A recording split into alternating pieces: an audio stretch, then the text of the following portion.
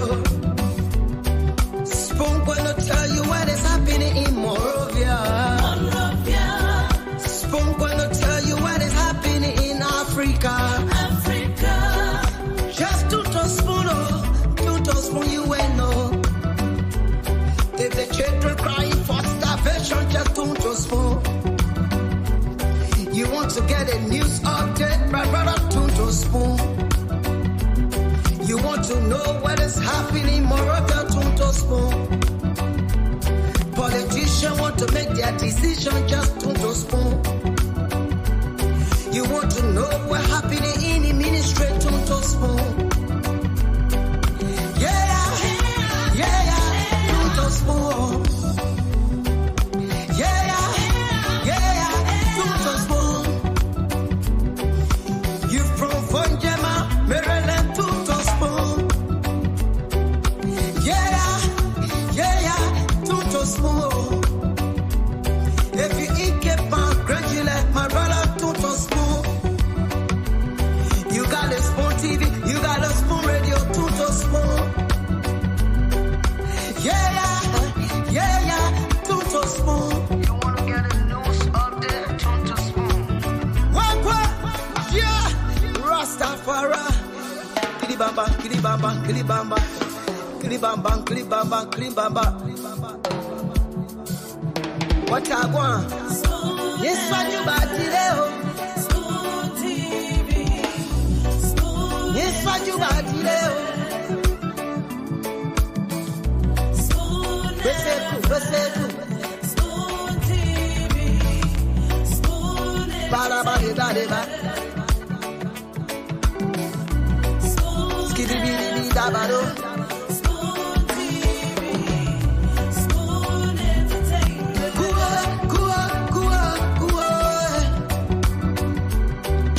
Beseku. Kudileo.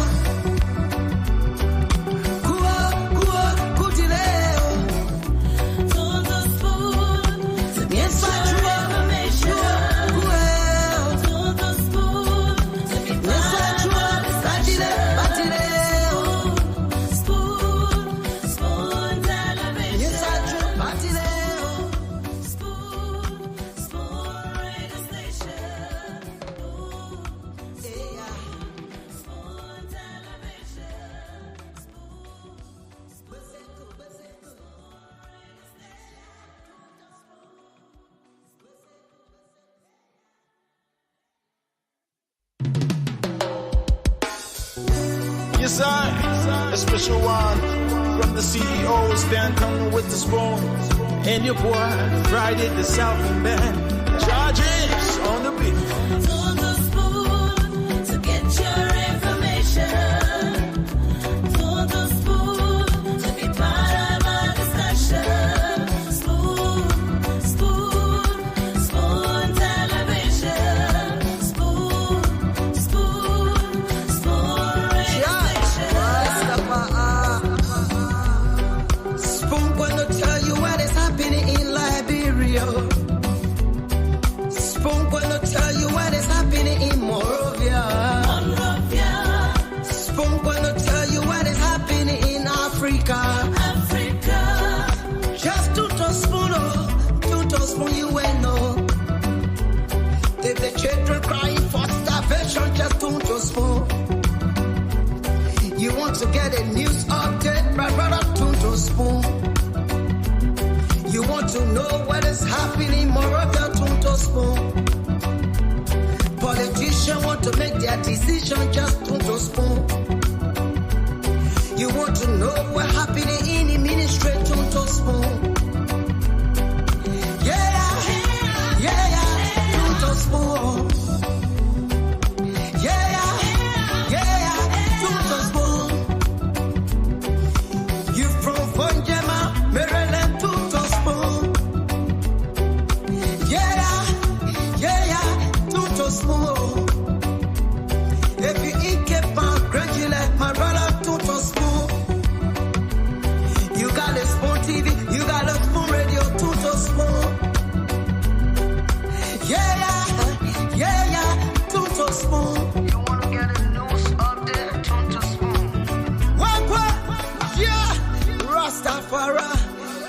kilibamba, kilibamba, kilibamba, kilibamba, kilibamba, kilibamba. What I want? Yes, I do, Batileo. Yes, I do, Batileo. Resettlement. Bada bada bada bada.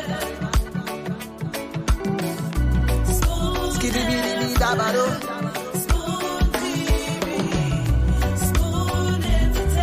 Kua kua kua kua. Bese kua kua kua kudileo. Kua kua kudileo. Yes, I do.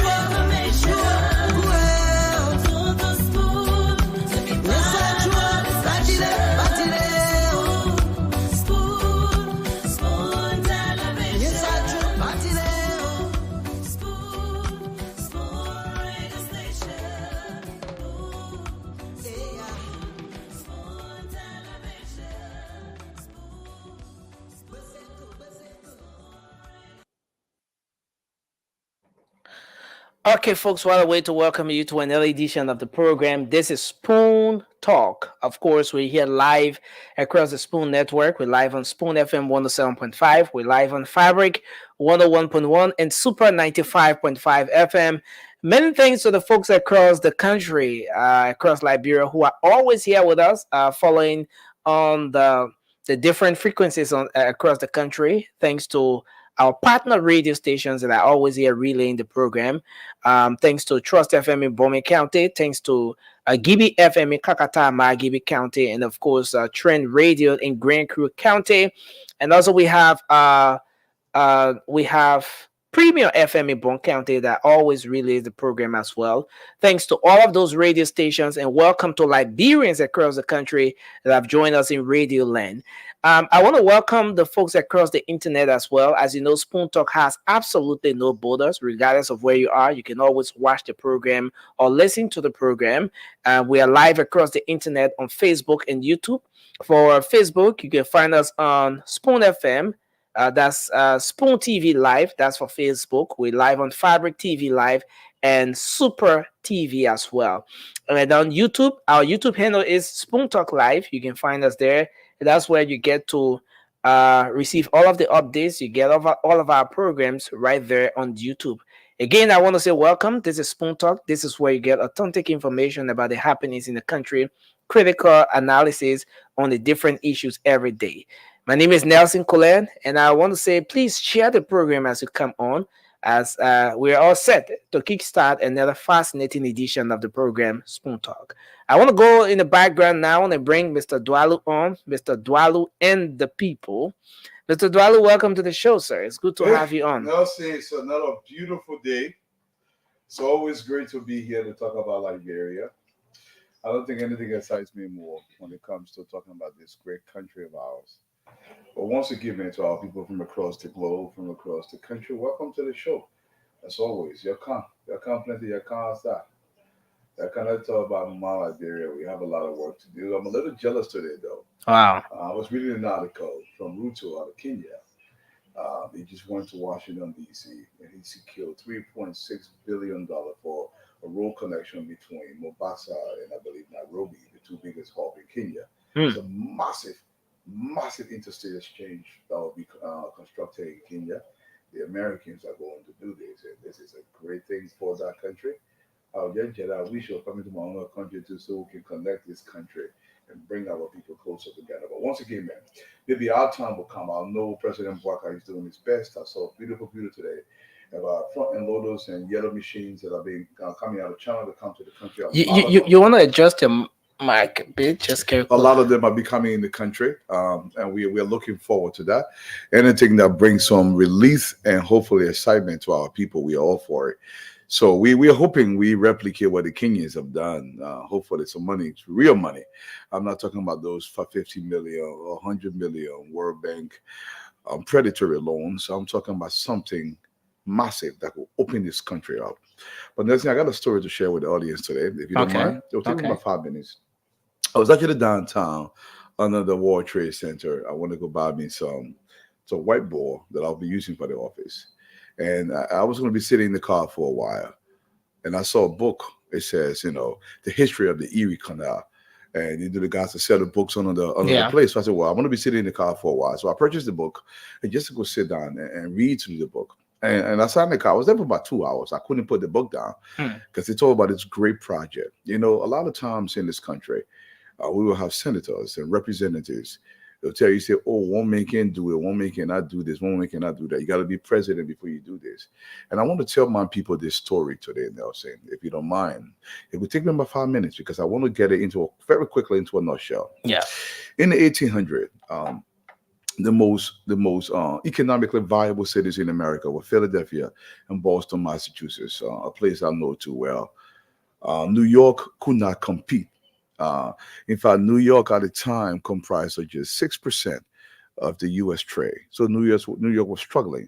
There was a senator out of New York. I believe his name was DeWalt Clinton.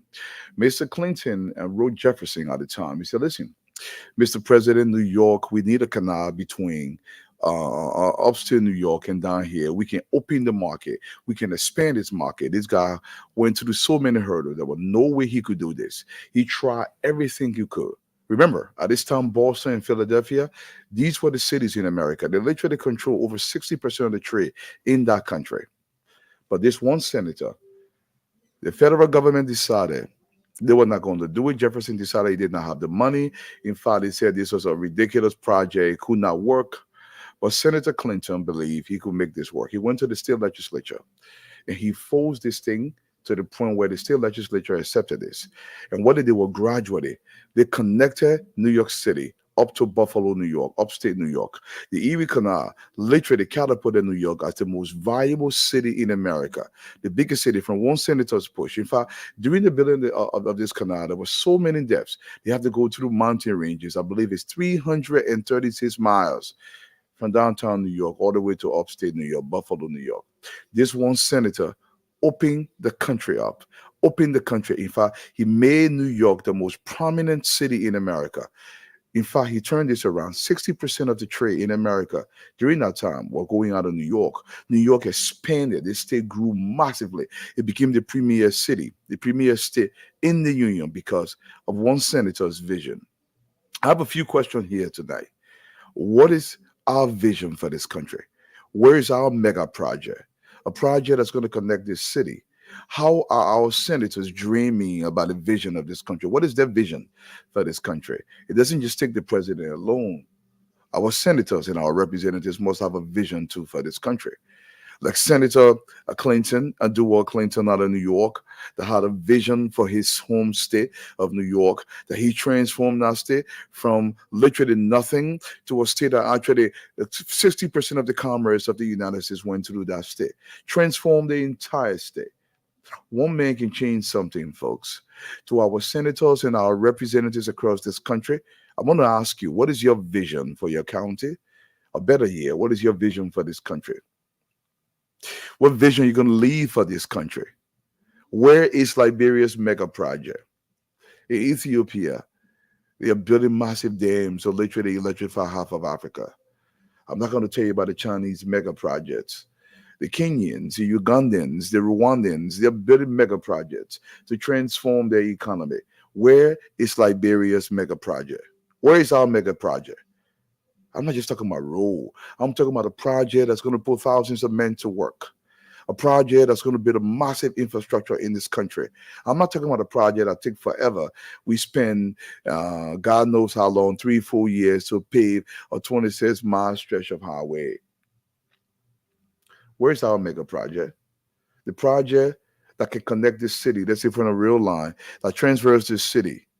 Where's our mega project? Why don't we have a vision for this country, senators and representatives? I'm speaking to you directly. A lot of times we beat on the president, say, where's this president? But I want to speak to the senators directly. What is your vision for this country? A vision that's going to transform this country on a much bigger scale. Like I just described with the Erie Canal with Senator DeWalt Clinton.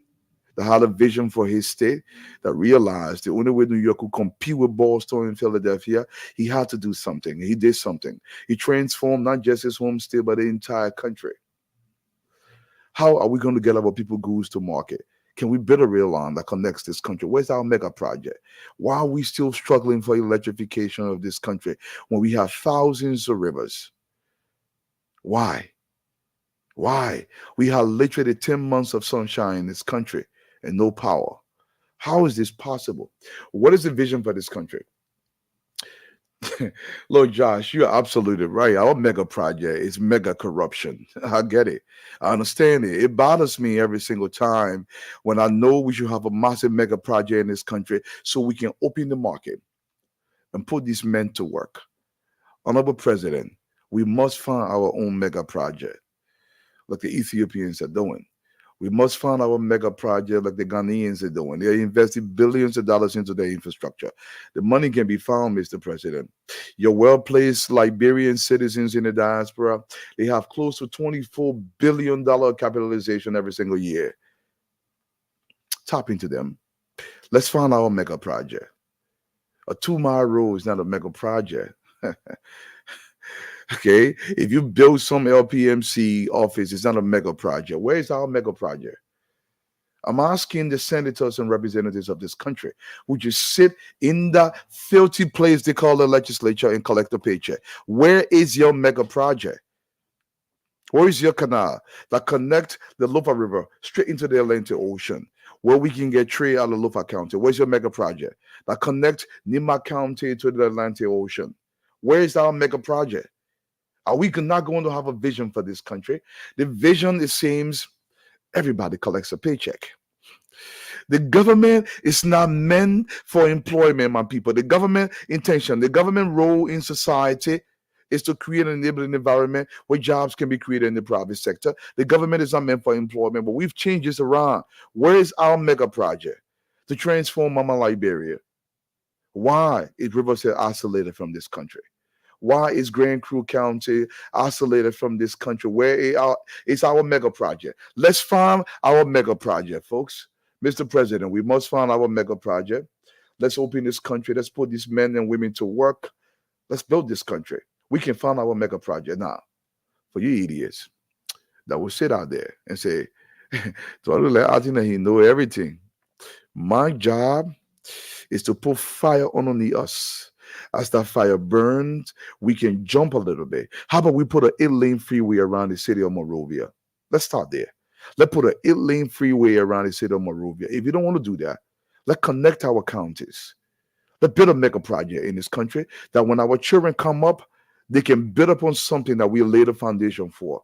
I want our mega project, even if it is massive rest production in this country. A mega project will be found. We must find it because Liberia is ready and ripe to reap the rewards of a mega project so we can develop as a people. Once again, man, let's have a great show tonight, guys. Well, well, someone say in the comment section, Mr. Dallu is a very seasoned motivational speaker. Yeah, it's okay. Thank you. Well, and that's how I think we can go to the phone lines now and take some calls. Let's take some calls from our Dr. people. Richardson is coming on shortly. So, folks, we want you to call in now and talk about the different issues that are important to you. Yes, we are opening the lines for the what's on your mind to give you the space to talk about those different issues that you think needs to get to the attention of the authority, the relevant authority. So call us up now. 0555-101075 is the number to call, and you'll be live on the show tonight. 0555-101075 is the number to call tonight, and you'll be live on the show. Let's take our first call here. Let's see if we can get this person coming through. Hello, you're live. Your name and where you call from? I'm Jonathan. Hi, how you doing? Yes, sir. We're Thank okay. you so much for the show. Thank you, Dallu. I follow you very closely, and I must applaud you. Thank you so much for the Spoon Talk. Most often we listen to Spoon Talk to get information to know how we're moving and how the government is going. And if Dallu, I really love your idea, but then I'm concerned. With all this beautiful idea, how can we and how can our government bring this into reality? It's my concern because with the $1 billion, $1 million, our uh, lawmakers are taking on a daily basis. I I don't know how can we bring this idea to reality? That's my concern. So Okay. thank you so much for the show. Thank you very much for your input, sir. We appreciate it. Thanks for that. Welcome, Dr. Richardson. Yeah, hello. How you doing? Doc. We're doing Yes. fine, and it's Hello. good. To see you. Twala, I want to take this time to express my sympathy to you and your wife. Mm. Your wife being a part of our Bomites family. It was in our chart room again to she and her siblings that we're so sorry for the loss of her mother. So Grandmother, yeah. her grandmother. I'm sorry, her grandmother. We are in constant contact with Jordan, who is also a member of the executive team of the organization. So my husband, who happens to be the president, is in constant contact with Jordan. But so I want to just publicly say that we're sorry, Namaya, Thank you. and Thank you, Mama. Thank you. Yeah. to her. Yes, yes. I'm sorry. I know I got in the middle of a conversation here, but I wanted to just get No, that. that's great. You don't want to forget. Thank you so much, Dr. Francine. We'll go back to the phone lines. Let's hear our people. Yeah. So we take another person here. Hello. Your name and where you call from, sir. Good evening, sir. Yes, you are live. Let's hear you. Please, can you please walk away from your radio or just lower the volume of your radio so as to avoid the feedback. Are you there? Yeah. Okay, it's good now. Go Is ahead. it all right now? It's okay. Go ahead, I please. th- My name is Anthony C. I'm the Vice President for Operation Federation of Motorcycle and Transcycle Union of Evil Leadership, John Kenyon. Ah, Good okay. evening and good evening to everybody everywhere this evening monitoring the broadcast. Uh, Thank you, Dallu, for bringing up what you said concerning New York. And I want to congratulate the president for breaking the news to us that 285 yellow machine or road F moving equipment is on the way. I want to congratulate the government. And I want to tell Stanton, you and all others who are making the program a success to make the program a success. And Spoon is very educative and informative, Thank giving you. us informed day by day from all sectors, that one side, everywhere, hitting things, when it comes to your notice, you will put it outside. So we want to tell you, thank you very much. And Thank to you, all sir. motorcyclists that want to protest, we want to use the media to say, don't protest. Be law abiding. Negotiation is going on day by day. The police, I'm always open for negotiation. So I want to appeal to all our motorcycle to remain and law abiding. Thank Thank you you very very much, much. sir. Thanks a lot for your input. We appreciate you. Another person here. Hello. You're live. Sir, Hello. Let's hear you, sir. that one good. Huh? That one good evening. Okay, this is Nelson. Go ahead. Okay, You're live. Nelson, sorry. This is a good one. I'm calling from Baje Friday evening. Mr. Fafana, let's hear My, you. my talking point have to get to do with Kev Asai back coming by on his show. In how much you're afraid of how this agreement you got to apologize or counter. But let me say this to what else. For Kev Asai coming by on the show, different emotion, that different tension. The man on mission. If you be in problem, if your friend that leave you and not your friend is your enemy number one. So if you consider that the problem that between he and that originally they resolve no problem. Here what else to they can resolve their problem. But coming on the show, trust me, if Sauka, all the other TV panel, all they will come back. Then they'll be they see what they will do to what else will be more than what they do Okay. because now they are friends. Thank Friend in you. me, not friend in thee. They Thank- leave the main problem because the main they just feel that the man can be inside. Thank God by the grace of God, the men now have all the humanitarian you do, a thing you do for people. The men now leave that now you want to come down and show. But if certain what those spoon try that will come, if they follow will be they reduce. Thank you. That men will not come down that show. We the one into the show.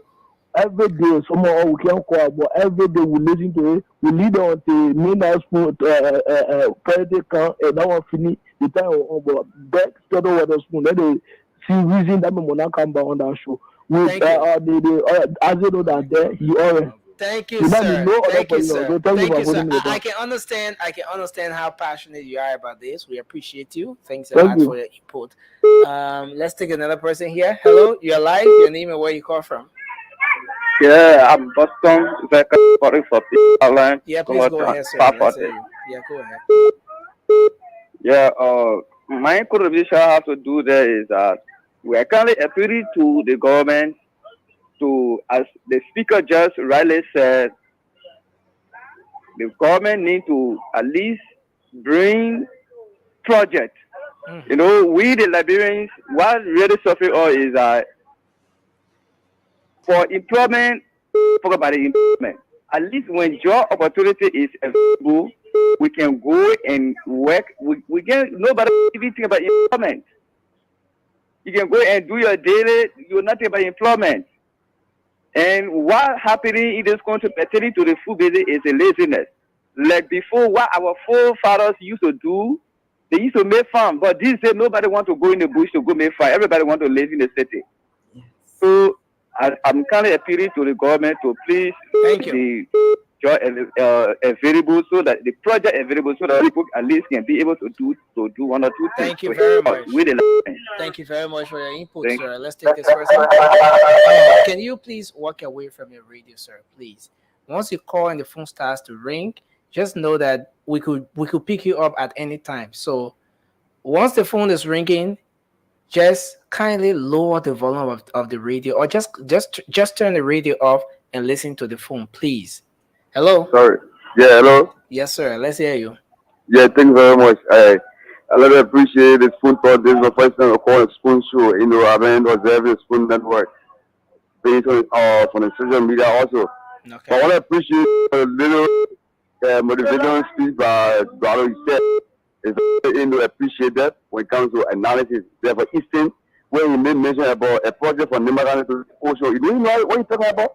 We just lay a road by a local road from what you're talking about down to the sea as well. People have a project that can be invested because people are fishing into the river and bring fish out because the river is the money. But there's no quota near the river. How will you get money?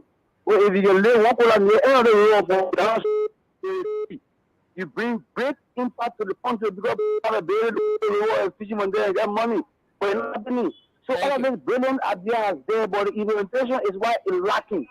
It's that you see that I always say the days of old, even as a juggernaut, they are farming. So farming came from the Bible. So what government cannot farm? But people forget about it, they bring both believers. That's why solving the nation. Thank you. For Thank you very much. Let's take another person here. Hello, you're live. Okay, no, we lost this person. We're sorry, we're not taking calls on WhatsApp now because of some technical reasons. So we will keep taking calls on 0555-101075. Hello, you are live. Hello, good evening. Yes, you are live. Yeah, my name is Elita Nusa Zay, calling from Izo community. I was working coming down to lay my impulse because my finger ringing no way for me.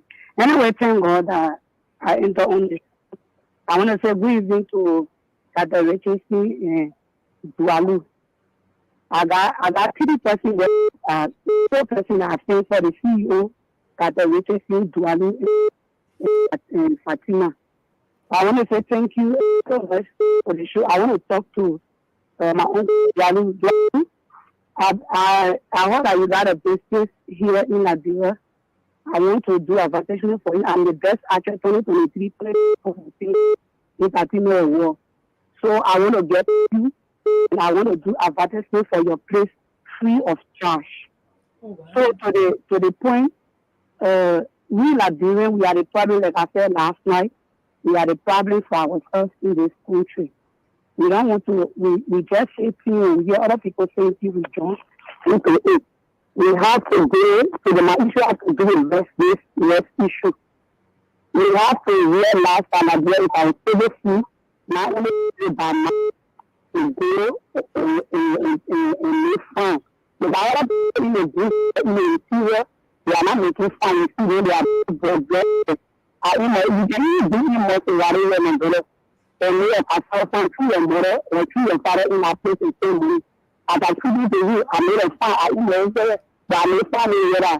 I came to see and I don't know. If you do put your work in the place, like one other day, they work together and I'm a conjecture my people, my children. Okay, thank you. Thank you very much. We appreciate you, man. Thanks a lot for your input. Hello. Hello. Yes, sir. Well, Yes, sir. Please go ahead. You're live. yeah. I'm begging you. I want to talk to Mr. Dallu. I want to talk to Mr. Dallu. I want to see him fighting. I've been putting on my mind. I got two things on library. I want to tell you two of those things. I don't want to talk on phone. Thank you. Mr. Dallu is listening to you, and Please, I beg you, when in library, I've been showing my area. I read to the regular, my child is read to the regular to the junction there. You and me, Mr. Dallu, sir. You and me, Mr. Dallu. I'm Edward Moluba. Okay, Mr. Moluba. I beg you, my man. I went to your office. You didn't give me a chance to see you. Let me give Mr. Dallu. Please. Okay, so come to the office tomorrow. They'll give Mr. Dallu number, yeah? Okay, but I will do that. That. Okay, thank you. Okay, thank you very much for that. God bless you. Thank you, sir. So I think that does it for the calls. Yeah, let's address two of the things they did say though. Dr. Frank saying, "Welcome to the show," and Nelson as well. And I think what two or three callers did say, we love the ideas. The ideas are great, but implementation is lacking. I think your diagnosis is wrong. Let me tell you why. Implementation is not lacking. What is lacking? It is a refusal for the people of this country. Whenever we elect a leader, the leadership that are leading this country, in many instances, are not the right people that have to implement. Look at your legislature. We cannot expect people that are not prepared to give you results. You put those people in the position of trust, and you expect them to give you results when they don't know how to give you those results. It isn't that implementation is lacking, it's that the very people that you've chosen to implement cannot implement. This is what the problem is. It's not something else. It's implementation is lacking. For time immemorial, what's happening in this country is somebody comes to power. He drives a fancy vehicle that he ordinarily cannot afford in 1,000 years. Now you think he has arrived. He has not earned his stripes. He has not earned anything. You go to some school, you get out, you say, oh, now I got degrees, so you'll put me there too. This is crazy, folks. You want implementation? I want you to listen from across this country, from Riverside to Nima County, to Bapulu, and to my beloved Cape Mount County, all across this country. I want you to know something. For somebody to produce, there must be something historical about that person's excellence and their preparedness to produce in our society. Very much. You can take Upasun Trap Setter, you make him representative. Somebody said in Opion, in the community, you're making representative. Then he said the memo gave you results. He doesn't know how to produce those results. Get the right people in power, and you see if this country does not transform. This is your task. When you are being trucked across this country to go vote for somebody who ordinarily has no stake in that district, you are destroying this country. And then you say implementation is lacking. It is lacking because the very people that are charged with implementing the policies of government are not studying to do this. They don't want to do it, nor do they know how to do it. This is our problem. Dr. Francine. So I can't agree with you. Even more, Dallu, it's a progression. This is what we lack in our country. You can't just fall from the sky and jump into a position. You have to have a progression. You have to start from entry level and move your way up. Even in this country, in the most developed country in the world, people start from entry level from somewhere. They may not start with the same organization, but they start from entry level and they move up. And there's a reason why we look for that. We look for your experience, because it tells us at least that you can do the job, that you have been held accountable in the past by other people or within the same company, and that you can deliver. So we can no longer just accept someone just because we're related to them or because we know them or because they seem to just have a degree. Degree is nothing, my people. I will tell you that 100 times more. I have the highest degree. With I can. It's just a piece of paper. You know, sometimes it gets me in the door, and sometimes it does not. You know, in fact, it doesn't even get you in the door these days because No, everybody wants to at least see who you are as a person. They call you. That's why they have an interview. You know, when you do that, when you send out degree or your paperwork, and then people can call you back and say, "We'll set an appointment for you to come in for an interview." They want thank to you. kolo kolo. They want to know who you are as a No, person. no, And when we ask you these questions, such as tell us about yourself, or tell us about your strengths and weaknesses, or tell us about a time in life where you thought you were productive, we're not just asking you to get those answers. We're looking at what you're saying, the words that you're saying, the way how you're saying those words, and who you're talking about. If you come to my office and you're destroying your predecessor or the company that you were with before, that tells me the kind of person you are. So, exactly. so exactly. So I think that's a need. This is why there's a need to be schooled. This is why you get supervised. This is why you take a class in supervision, consultation, and management, which is a course that I'm teaching. That's why I'm not as frequent on the show as I would Yes. like to be. Yeah, but yeah, Yes. you're But that right. you're right. You're right. You're absolutely right. And just to make this point, look, I'm not tuning my own horn. I graduated with a near perfect GPA from graduate school. The first year I was making coffee and stocking shelves because I had to work on somebody. Of course. My 25 years experience in finance and economics, those first years, oh, Dwalu, we want you guys to stay late and you go through this paper for hours. It's just one of those mundane tasks that you don't want to do. But they were honing a certain kind of skill. And I'm not saying my skill is perfect. What I'm trying to say, you got to put in the time to earn this strap. When we talk about proper pedigree, I'm not meaning to demean. What I'm meaning is this: listen, if you put me in the hospital to operate on somebody, the person is going to die. Doesn't mean I'm stupid or I can't read, or you ask me to diagnose somebody's psychological problem. I don't have the experience or technical know-how. Hmm. You put me into public works, I would fail. Hmm. Not because my uncle is president. The issue here is Liberians need something for the position they give you. If you are not giving them that something, you cannot be in that position because it diminishes the country's viability, not just economically, but socially as well. Yes. And that's what we're talking about. But there is this tendency, and I'm gonna keep pushing this out every single time.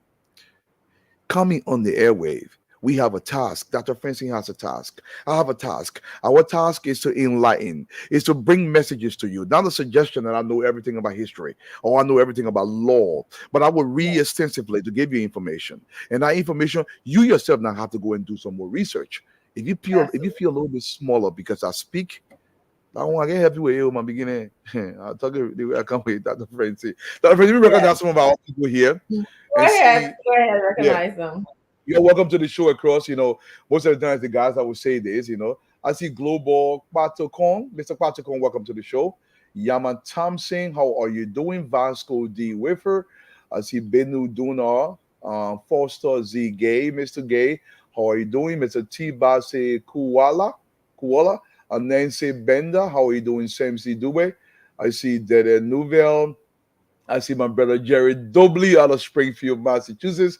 Miss Massachusetts, my brother. How you doing out there in I'm Springfield? coming I back. see that man. I see Dewell Lejudu. I see Jerry Adams. I see Amelia Kuba. I see Augusta C.H. Napley. I forgot his last name. Charles Dolly, Mr. Dolly E. White. I see Emmanuel Chaseman. Joseph Lasana.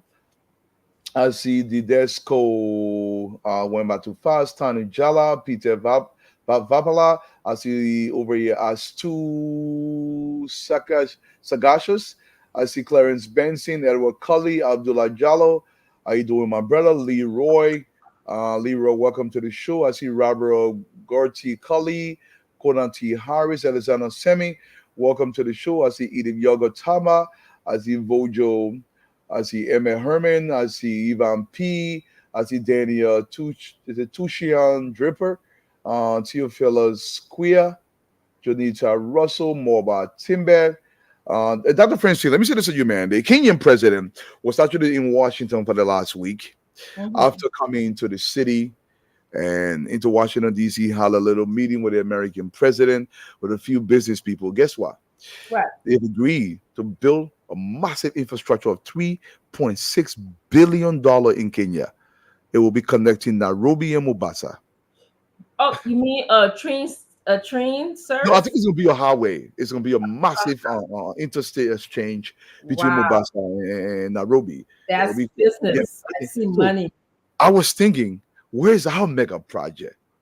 Who is going out there Who can lobby to? for us? Who's lobbying for us? Well, I mean, lobbying. What are the salespeople you put out there with understand how the dynamics work in the global environment? I can say, you know what, Ron? This is Liberia's case. This is how I'm going to make Liberia's case. Who's making our case? So we can get our own $4 billion and build a 1,000 megawatt dam in this country, electrify this country. Who's making our push? Who's making the push so we can have a railroad line connecting this entire country so we can bring our goods to market? Who's making the case for an expansion of the fishing industry in this country, a mega fishing industry, to build hubs across this country? Who's making our case to build an 8-lane freeway system around the city of Monrovia and put in proper sanitation infrastructure for this country? Who's making our case? I'm jealous. I'm absolutely jealous that the Kenyans can go to Washington. Okay, that the Ghanaians can go to Washington and get billions. And we go to Washington, the people get us $50 million, then we call a powwow at an airport. And you see, I brought something. No. We got work to do, folks. Dr. Francine. People talk about billions and billions of money for infrastructure development in Kenya. You know, it's like, so I'm thinking to, even if I didn't know the ropes, if I didn't know how to negotiate, I would pick up the phone and speak to the Kenya president. Thank you. And say, what lobby are you using in Washington, D.C.? Who are you speaking to? Can you give me some tips? Who do I need to engage? Yes. This is the state of my country. This is what I need. That's what I would do. But I don't know, like you, I'm jealous because we need this. We need this. We can't be, like the laughing stock of Africa of getting $50 million and thinking that's enough, or 50,000, $50 million, I'm thinking that's enough. No. No, I mean, I saw a video today. It's in the chat room, Dr. Francine. I don't know if you did see that. Yeah. President Bwaka and these yellow machine, it seems like a fleet of machinery. And great. This is great news for this country if those machinery are actually coming to Liberia. And I know Honorable Bwaka has been working seriously. Hopefully, he can bring these machines down, not just open the road, but even the small roads across the city, so we can have this place flowing, and really, really put some men to work, put some women to work. With Dr. Francine killed me. Put them to work. Yeah. Let's put other people to work. Let these machines come. And Honorable Bwaka, this is a big deal. This machine will create some job, but let's expand this into the hinterland and kind of put this country up in a way where our people cannot feel disconnected from their own capital city. And Dallu, this is not a new concept. No, I was it's not. someone who, like, one of the older public work employee. I don't want to call names. I don't know. And he was telling me, he said, back in the days, and somebody said this on the show too. He said there was a station of machines. We had the reason why our roads weren't as bad because there were stations where public work machines were parked, so that whenever the road got bad, they could go in there and try to fix it. Or whenever someone was traveling and they had difficulty, there was always someone not so far that would help, have the car move on, or the traffic to move on. But these days, there was a time frame in our country that everything just fell apart, and there were nobody available on the road. There were these stations of public work employees, of public work stations. Yeah, you're right. It was Honorable Bwaka who said that. And And what was the stunning thing that he said to me? He said, "I don't buy $22 million where it was used on roads." He said, "I don't buy that." I said, "Tell me why." He said, have you ever seen the kind of soil we have in Liberia, Dr. Richardson? And I said, yes. He said, they're like clay. He said, the soil, there's no way, even a John Deere machine, when it rains in our country, to get through that. For $22 million, he said, no, I can't, I don't buy it. He said, yes, we can put little stations along the way and try to plow the road when cars are stuck, but to tell us that $22 million was spent on just plowing the road and for it to be okay, and then the justification that we'll keep someone on the contractors on the road to fix the road. He said I don't buy it. He said even a John Deere can keep going that road there when it's raining. If you travel across this country from Beaumont, anywhere in the country, there is this granite along the ways. Now, for those of you who live in America, every single place you go, you will see the green machine. They can grind rocks. They're all over the place, all over America. In fact, you drive 5 miles, you see 10 of them. You drive another 5 miles, you see 10 of them. They can grind rocks. Look, across this country, it doesn't matter where you are in Liberia. Every road had these giant granite rocks. They crush rock, we can call it here. They're everywhere. If you just do even the rock dust, and you take the clay mud from on top of the roads, and you put the rock dust and you just compact it, the roads are good for 20, 30 years. And we can tow those roads, and then we gradually pave the increments using the road fund idea, where even if you increase the road fund to 25 cents or whatever the money is right now, and you actually use the road fund. I was listening to I think the president today, they were talking about the road fund will be used for the roads. If you use it for the road, it actually will work. Look, you station man. There was substation, Dr. Francine. Even normal time, older folks would tell me this. There was substation in every county. So, the roads in Sano and all those places, they're not sport everywhere, but there are major areas where the public works substation can take care of those. Yes, that's exactly what this public work employee was telling me. And it was just like, like someone who worked with that for a long time and has a good understanding of Liberia. He was telling me, he said, during the Tubman's era, they had these substations that we, constantly trying to work on the road. And so thank God they paid for my road because, I'm a child of dust. I was on that road every weekend to go to my farm with my parents to pack us up in blue old Lada. There was a ladder car. It was actually a Russian Italian made car. Yeah. But and so they would pack us up in the car and took us on the farm every weekend. And when we got to the farm, we were dusty because during my era, Boma Road was dusty. Now it's paved. It takes maybe 15 minutes to get to Bomais. Before it used to take us hours, to get to Kakata. And by the time we get there, that's just why I guess God is giving me spare my life because of all the dust that I experienced. So funny story, Dr. Francine. When the road was still bad, I took the kids to Beaumont. They wanted to go to the St. Paul River, and we were going, and the road was so bad. It was like, Daddy, why is the road so bad? I said,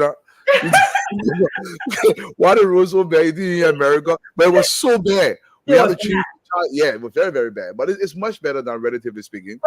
But Dwally, my concern is, and I'm always on that road when I'm in Liberia, maintenance. Oh yeah. When the road was first fixed, it was even more beautiful. It was beautiful. But now, the grass, everything's growing in on the road. It's just yes. I'm like, this is public works job, right? Yeah, it's public works, but I'm telling you, they would do. Most of the time, I would tell you they have no money. I don't know how these roads basically work. Look, some people make the argument, say, during trouble time, we didn't have a lot of cars. But guess what?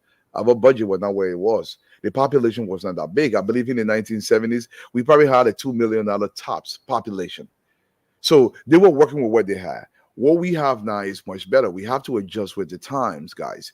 We have to adjust. We can't look. Dr. Francine, this entire city of Monrovia, all the gutters on Somali Drive, well, they call it the Japan Freeway now, is filled back with trash. Even ELWA Junction, they're still constructing the road, but all the gutter are filled with trash already. So we know with complete certainty when the rains get heavier, they're going to clog up. That means there'll be flooding everywhere. Nothing doing about it right now. Yeah. Who's looking at this? Yeah. We don't preempt the problem in any circumstance. When the problem arises, then we say, you know what, wrong? We're looking for money to fix it. This is I'm a big proponent that this country is not ready to pay anybody more than $5,000 in government. If you want to make billion come to the private sector, use 70% of our national budget for infrastructure is schools and hospitals. If you want to make million go to the private sector, if you come to government, it's not a place to get rich. It's a place to serve and leave a legacy. Yeah. This is a concept. There's not a single person in this country, Dr. Francine, who considers himself a millionaire. that did not work in government, has an affiliation with government, has a link to government. If somebody out there who has no affiliation of any kind whatsoever, that you can consider them a millionaire in Liberia, I won't yell at me. I won't celebrate them. Yeah. The sad thing about it though, they get in the government, they learn all of the tips of how to get money, all the grants that come into the country, they know about it first. All the loans that come into the country from different NGO, those are in the government, they know about it first. And they maneuver to, make the loan work for them, not for the people. And so this is why people just flock to government. But you're right, Dallu. I mean, I was just about maybe 2 months ago, I was in Liberia, I was on a farm. My sister-in-law, who is, the caretaker there, she planted cucumbers. And I mean, I don't know anything about cucumber, but she just sent me pictures yesterday. To the cucumber bearing. She had the buckets. She said, in her text to me, yeah, I was like, cucumber can bear that fast. I didn't know cucumber could really bear 3 that months. fast. It's very good. And the soil. In Buchanan, we always have cucumbers and watermelon in the backyard. And it was just something they bear very fast. It's almost everything in Liberia, though, Dr. Francine. It is not an exaggeration. Everything grows so fast. Yes. We're not even trying. Yes. And then we're hungry. We don't eat water. And Dallu, guess what I did? I took seeds from here, watermelon seeds. I just threw them in my bag. I said, I guess Liberia would just try it on the farm. And she sent me a picture of where she planted it and it growing. I was like, what? And the thing about it here, they'll be telling you got to put irrigation system. Yeah. I mean, I had to put irrigation system just to water grass in my lawn, pay extra money every month, call them every summer and every winter to make sure that they clear it out and put it on and turn it off. In Liberia, we ain't got water to even irrigate the cucumber or the watermelon farm. And I was like, wow, but it was good. It was a good incentive. Yeah, I want to bring something back to Leb before I forget Dr. Francine. Sure. There's a lot of Liberians that are coming out of Ghana. They're being deported. Most of them are settling in Banga, Bon County. And I was speaking to two girls. They're nurses. They came out of Banga, and they were telling me, and I hate to say this, but it's something we have to bring to our people. They were like, oh, Mr. Dallu, it's not easy in Banga. The women in jail wasting. And they they training not get in the street, they not overcrowd the entire Banga. So I said, well, these are Liberian citizens. They're sending them back. But her complaint was there is no space, it seems like. So they are dumping in Banga. They want the government to be aware of this. Most of the people that are being deported out of Ghana, they are coming into Banga. Somebody just posted that additional 700 people came into the country today. I don't know how truthful is that. That has to be verified. But that's what's They are not deporting them, Mr. Dallu. They are resettling them. That's not deportation. Okay. All right, that's good. But you're bringing up a story that will be running because we got some information. Dallu, thank you that you allowed me to interrupt. You're a very nice gentleman on a Friday. I mean, it's suspicious of you. We cannot trust your niceness and your kindness on a Friday. No, we cannot. But we're wrong with it, folks. I want to say, I received, Diamond is in Ghana, and I've asked Diamond to go on the cam and go live. A lot of information, whether it is true. I don't want to say this, but those folks that have been resettled, where the company, the agency, the group, a lot of story coming from that direction, and we have to find time to discuss it. We have some documents in our possession that I think we need to discuss with our folks. But it's a sorrowful time for those folks that have been resettled. How much they getting? Is the government compensating them? Are they just coming to be dumped in Bon County? The Bon County Legislative Caucus, they are concerned. Prince Moyi, the senator, he's concerned. Johnny Quay is concerned. Mama Bruce Mensah, they are all concerned because that's a big one, Mr. Dallu, how you doing? Dr. Richardson? How are you? What kind of yellow water behind you in a water bottle in the corner that Richardson? It's you. It's power juice. I think it's power aid or something. Thank you. But you will change the bottle? No, you just pour. It's a powder. You just pour in the bottle. Yeah. Okay. So when you're drinking your tea, can you rip off the label because we really don't want to promote? Oh, Frenzy, do you have vitamin C? I don't mind. The reason why you need vitamin C for? Oh. So I What won't you get mean by a the cold like mosquito? you do. Huh? So I won't get a cold like you did. Oh yeah, I'm trying. Do I do not getting a cold? Do I do just getting? Yeah, because I got some. It's concentrate. You know, the wife brought it for me. It's Yeah. concentrate. Just put it in the cold water. You She shake it. brought it for you, and she left it for you. And I'm not talking about the rock. Yeah, that's how me to do. she left it for you, and she came out to the So to street. keep the immune system, strong, etc. I drink that a lot. Dwalu, no, seriously, Dwalu, I'm jealous of you, Dwalu. Seriously, I told you that before. How long you been in Liberia now? Over a month? My man, I think almost 2 months. Hey, 2 months?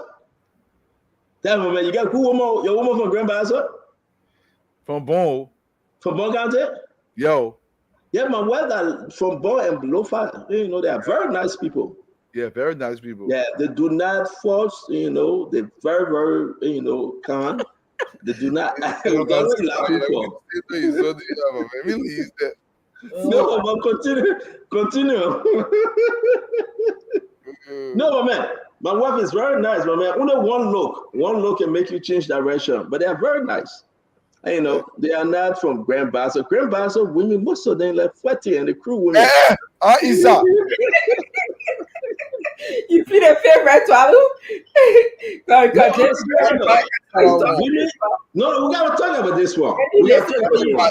I'm dead. No, Dwara, I know more. I didn't come in today. We got a lot of stuff to discuss. We gotta talk about this one, right? That's just because he saw me. Hello, yeah, doctor. Because he saw me on the team. That's just because he saw me. No, man.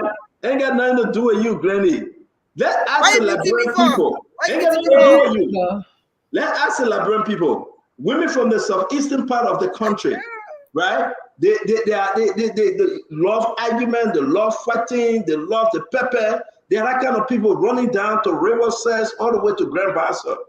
But the women from Lofa, Bon County, oh my God, they are the sweetest. I get Sabu. I eat what kids eat. No, I would say, my man, let me forget about me. I always say the truth on the show. And we've opened the line right now. The women from the western part of the country, they're metal, they're kind of like, But the people from the southeastern region, those women, they left fighting. They left trouble. They will cook for you when you're eating the food they cook, they will slap you behind the head. They want to look in your cell phone. No, let's say the truth. Let's say the truth. I know we started shortly, yeah? Wherever you find yourself from in Liberia, let's say the truth today. Dallu, that's a fact. Those women love argument. If you are from the southeastern region, Sano, Grand Crew, how you call it? What they play? The Grand G there. And River G, River Cess. I guarantee you, you know that you're in trouble right now. If you marry any crew woman, you know that right now, she cooking for you, she looking on your phone. But man, my phone ain't got no password, nothing. Well, my phone ain't got password. Because we marry women from Lofa or Bon County. Okay, can we try to start a show now? No, let's talk this. Why you think Granny right now says she's single yesterday? She was saying it. Granny from Grand Bassa. Doctor, hello. How you doing, doctor? Earring. No. Thank you, Mama. No, let me say my own. Swallow, hello, yeah. No. I just when you finish, I get something to ask. Sis Laura. Yeah, because the way you know about crew women and you rather to Laura, I want to know how you know all these things about crew women. I hope Laura listen. Okay. I live in Noir-Panton. I would say I live in Noir-Panton. I know how it is. Before they go to bed in the night for you to sleep, you will fight. When it really clack, you will fight. Before sleeping time. Soon in the morning, they will go warm the palm butter rice and bring it for you to eat. While you play check-up. People in Noir-Panton know. But if you go to Lofa, if you go to Bon County, quiet, nice. Not 100% of them, But at least 85%. Dwadu, I know we're talking about that big company that Mama Karen want to talk about for South Africa, but help me out on the one. Help me out, Dwadu. You know exactly what I say. Open the phone line. Nah. People will attest to it. Open the phone. I'm talking to you. Talking to you. No. Dr. Richardson, I don't know where you're from. You're from New York. Yeah. We are talking about people in. You're from New York. We are talking about people in Liberia. True Liberians. We are not talking about you guys. I agree. You know, look at everybody saying thank you. Mama Mensa says, see you all that true. You put it up. Nancy, come on the show. Nancy, come on. Let's say this thing. We got to set boundaries. We got to tell the Liberian people the truth. Nothing to hide. Look at trouble. I know. You're feeling better now. Thank God for you. Not saying it. When you Nancy, get sick, come on do the show that. now. My man, Dwadu, can you call it? What are Piggy doing, man? Come on the show, Nancy. One second. I am saying this. Let me bring Uncle Sam. Uncle Sam got to attest to this because he been around the block. Uncle Sam, how you doing, Uncle Sam? Uncle Sam, we got one question. We will get into politics and everything, Uncle Sam. Give us your experience with Liberia demographic when you talk about counties and the female and the women. For example, I'm saying women from the southeastern region, as far as Grand Bassa, they are rough. They can't keep quiet. Sano, Grand Crew, Maryland, Grand Judah, Riverside, River G. They can't keep quiet. You give it to them, they will give it to you. Pepper, so. But when you talk about lo-fi, when you talk about Bon County, those women, then they are calm. They are respectful. They are submissive. They gave you your food. They didn't care to look in your cell phone. They will not slap you behind the head when you eat food. Can you help me on this note, Uncle Sam? You've been around for 70 years. Okay, so I had a fellow woman that gave me the roughest time in my life in America. But you understand? Yes. You understand? Took me to support, took me to all kind of stuff. I mean, just dragged me all over the place. I mean, What did you do? Well, okay, so we agree that your own personal story because you say you're a witchcraft. Don't shut him up, boy. You asking questions, don't shut him up. But Uncle Sam. Don't shut him up. Wait. He said you what? They probably are witchcraft. They probably do a lot of bad things too. Don't believe it. The girl took my money. She took my house. She took everything from me. Correct. Did you deserve that? Oh, I don't think I deserve it. I think she used and abused me. Who will use and abuse you? Nancy on the show. Let's take 10 calls from Liberia. Let's say the people who say stand on wrong. No. Dr. Richardson, no. No, we tell where you're American, like you from New York, Dr. Richardson. Without I agree. I'm scared New York. That's it. Let's open the phone line. Let's talk about the women. Let's face in this. Ask DeLong wife. She's very nice. Yeah, DeLong wife is very nice. Ask DeLong. We can call names. Compare the women there from the other side of the river. I'm not going to call name because I don't get in trouble. But I will call some other name. Let's open the phone line. If you from open the phone line, that's it. 05551011075. We take the first call. Hello? Oh, you got a call? Yes. This is Fred from North Carolina. Fred, talk to us. You can't be serious that you're going to pin all the women with one brother. I said some. Majority. But man, wait. Who? I mean, I know you're married, but your wife coming from which county? Which county is she here from? My wife is from Nima County, and she's been nice to me. Thank you. I rest my case. Thank you. Nima in the house. Hello. Your name? Where you joining us from? You status. You bring. Call your name first, Dad. Just call your name. And I call him a deal. You bring Kev Hassan National. That Kev Hassan to talk about ya. Let me man. That's why you not calling your name for. Let's go to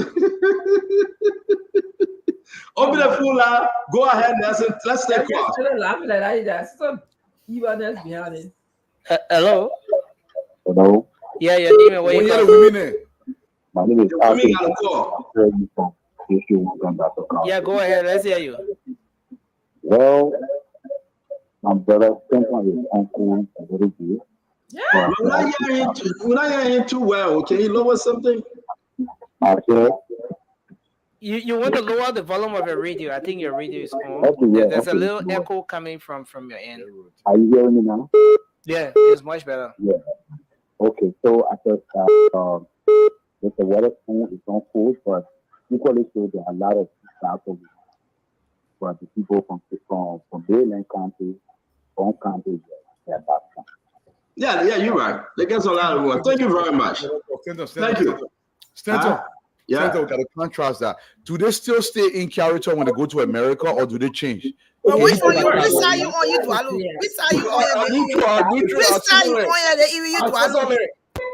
Okay. Hold on. Hello, your name and where you joining us from? Yes, Senator, thank you very much. This is Vladimir. Yeah. Let me give you category. Real quick, Papa. Real quick. We get enough time. Real quick. I know they'll be mad with me. Okay. Pastor women, crew women. Don't play with that in Liberia. But what you play with that for? What are you playing with that for? And two, when Basa woman no book, I beg you, don't go around there. So that young lady put your mouth on, right? No,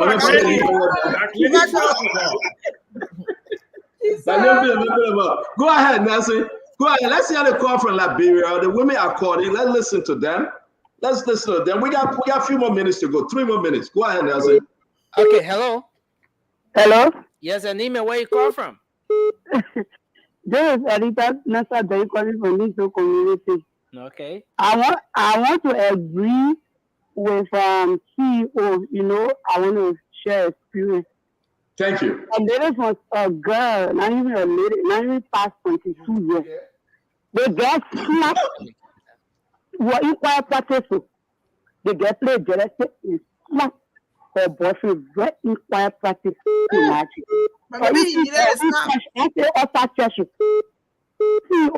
agree with you. I lived with an Eastern man for 11 years with 2 children that black men used to take to bust my head. So the Eastern people are scared of this. Thank you. Thank you. People? It's some Eastern people. Sorry, she live in Nukuta. She live in Nukuta. Then the people agree. What we talking? Hello, your name and where you calling us from?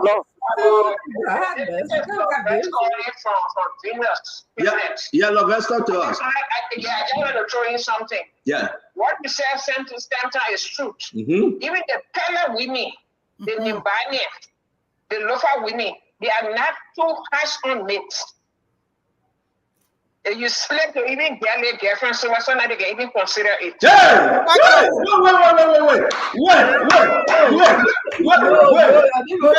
No, man. Tell them go get it now. Go get a girlfriend. Go get a girlfriend, Center. No. The woman prophesying and talking. Love that, talk again. Repeat. The Pella Winnie, the Lofa Winnie, the Nimbanians, those 3 states, they're winning. They are very gentle. Even if they catch you a woman, sometimes they are very considerate. They can even give the girlfriend water to take bath and go home. Dallu, please go get girlfriend. Dallu, go get girlfriend, yeah? Thank you, Love, thank you. But you're not being fair. No, she's not encouraging it, but you're not being fair. You gotta get a quarter chance to talk. The woman is telling us that these things happen, right? But Glenny, you on the show, you gotta which one?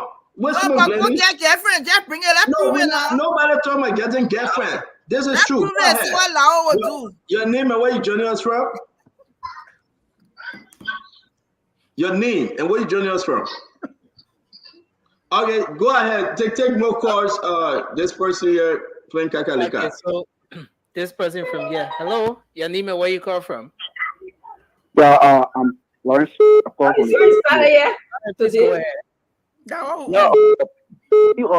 the CEO started on scratch something too brilliant. Mm-hmm.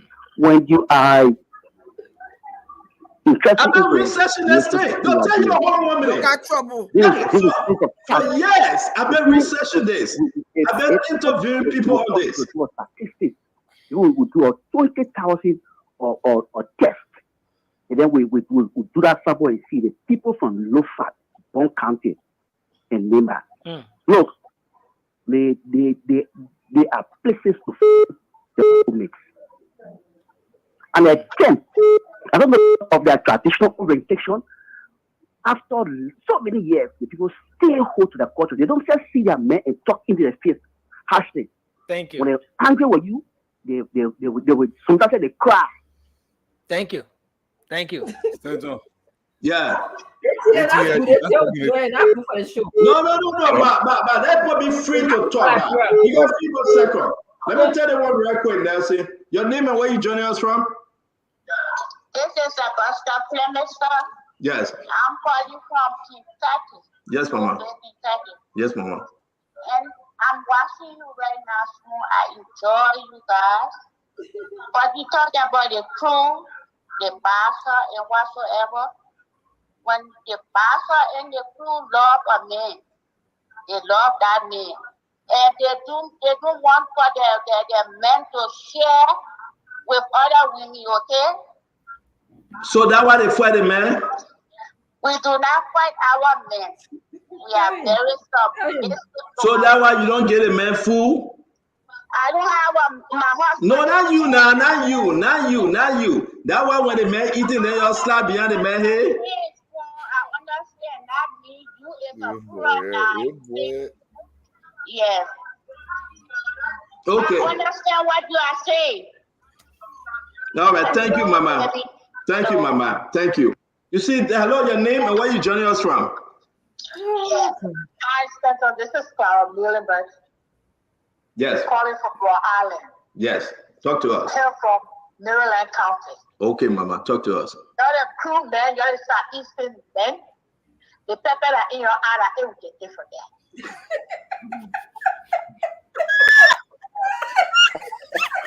Too much.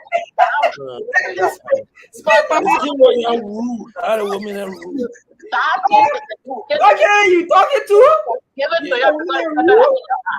Thank you. Thank you. Hello, your name and where you joining us from? My name Rose. I'm calling from Maryland. Man, Justina told me your name is Rose, but I thought. No, my name is Rose. I'm not Justina, no. Okay, go ahead, Rose. Talk to us.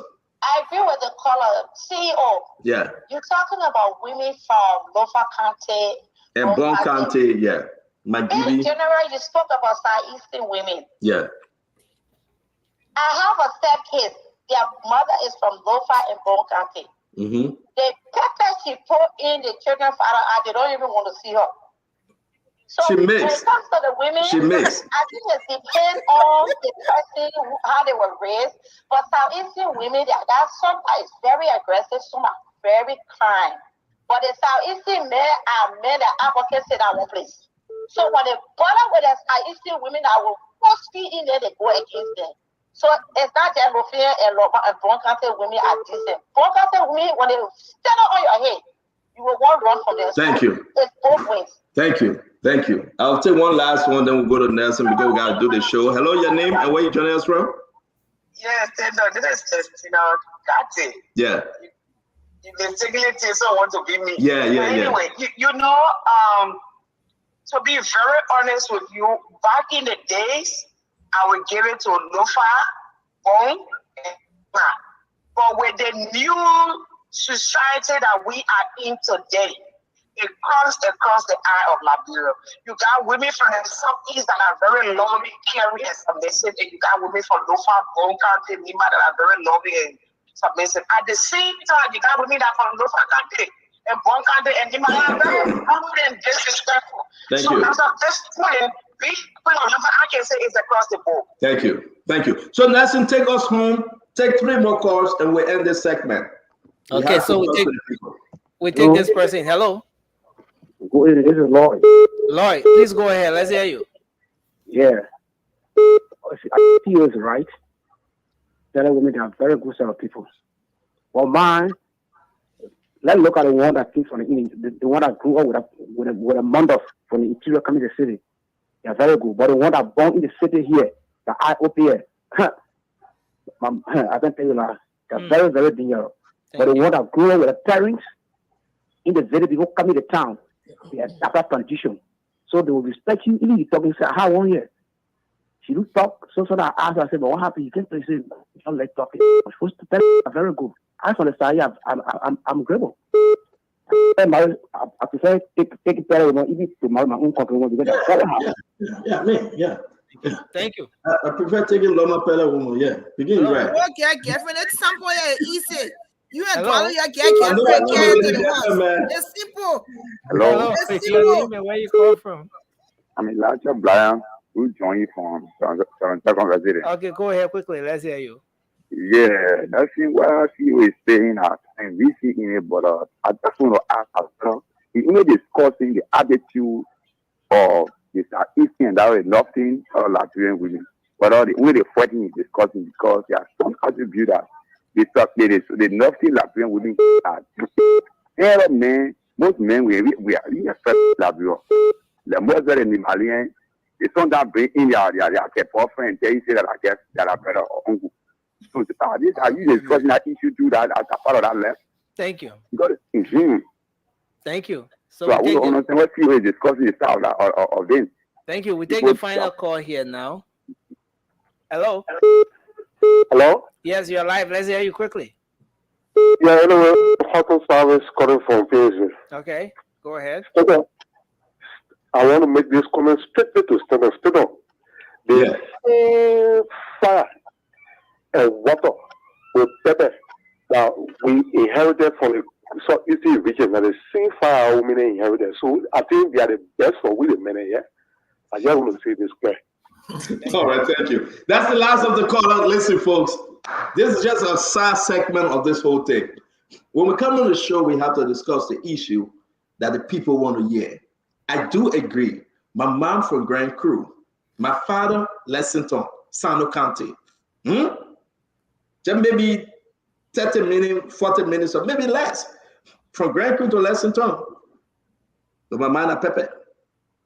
That woman might catch me, they battle small. She put pepper in my nose, I will never forget.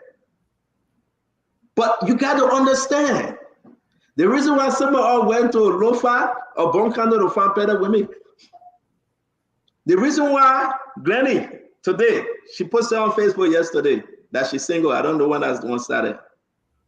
You got to understand, the reason why Dr. Richardson was born in New York, and she get that, where your husband come from? You got to understand, this is reality. People want to hide a thing. The better women, the Roman women, the women from Bonka, they look at Mama Bridge Mensa. That woman ready to talk about her husband, representing Mama Bridge Mensa. They got some good women, nice women. They will cook. You will eat.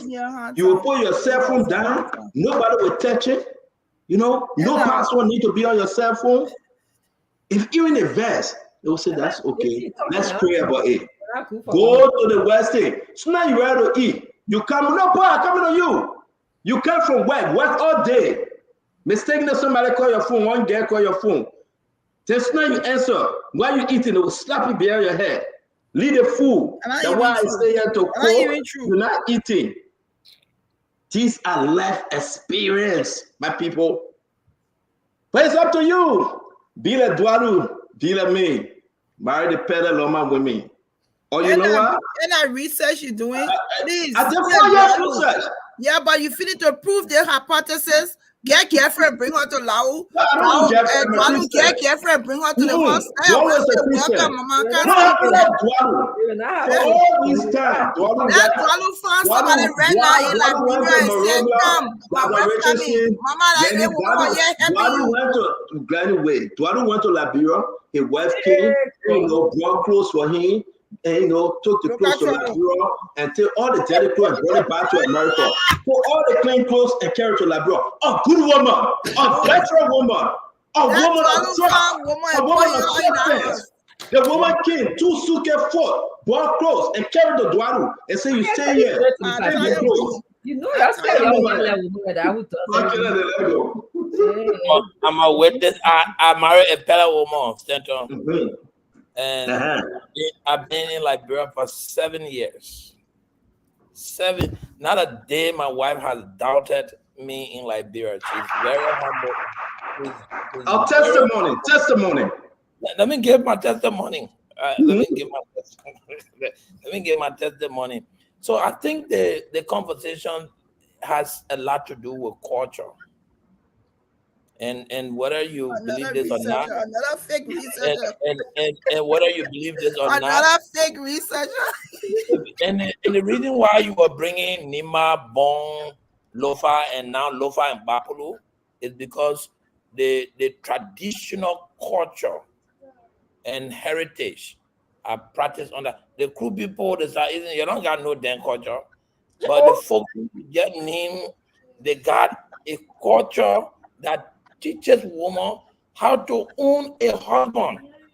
And a part of that is to be able to understand, to live biblical with that woman, submit to your husband. But if you get in the Lensman book, it's finished. That Glenn, you can tell one, she will throw 10 times over your head. Why am I be quiet forever, Lebo? We're not saying be quiet. That's not what we're saying.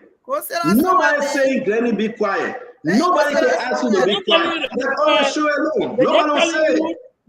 They're just telling you to know when to talk. You are hello, Stanton and Dallu today, please. Don't mind.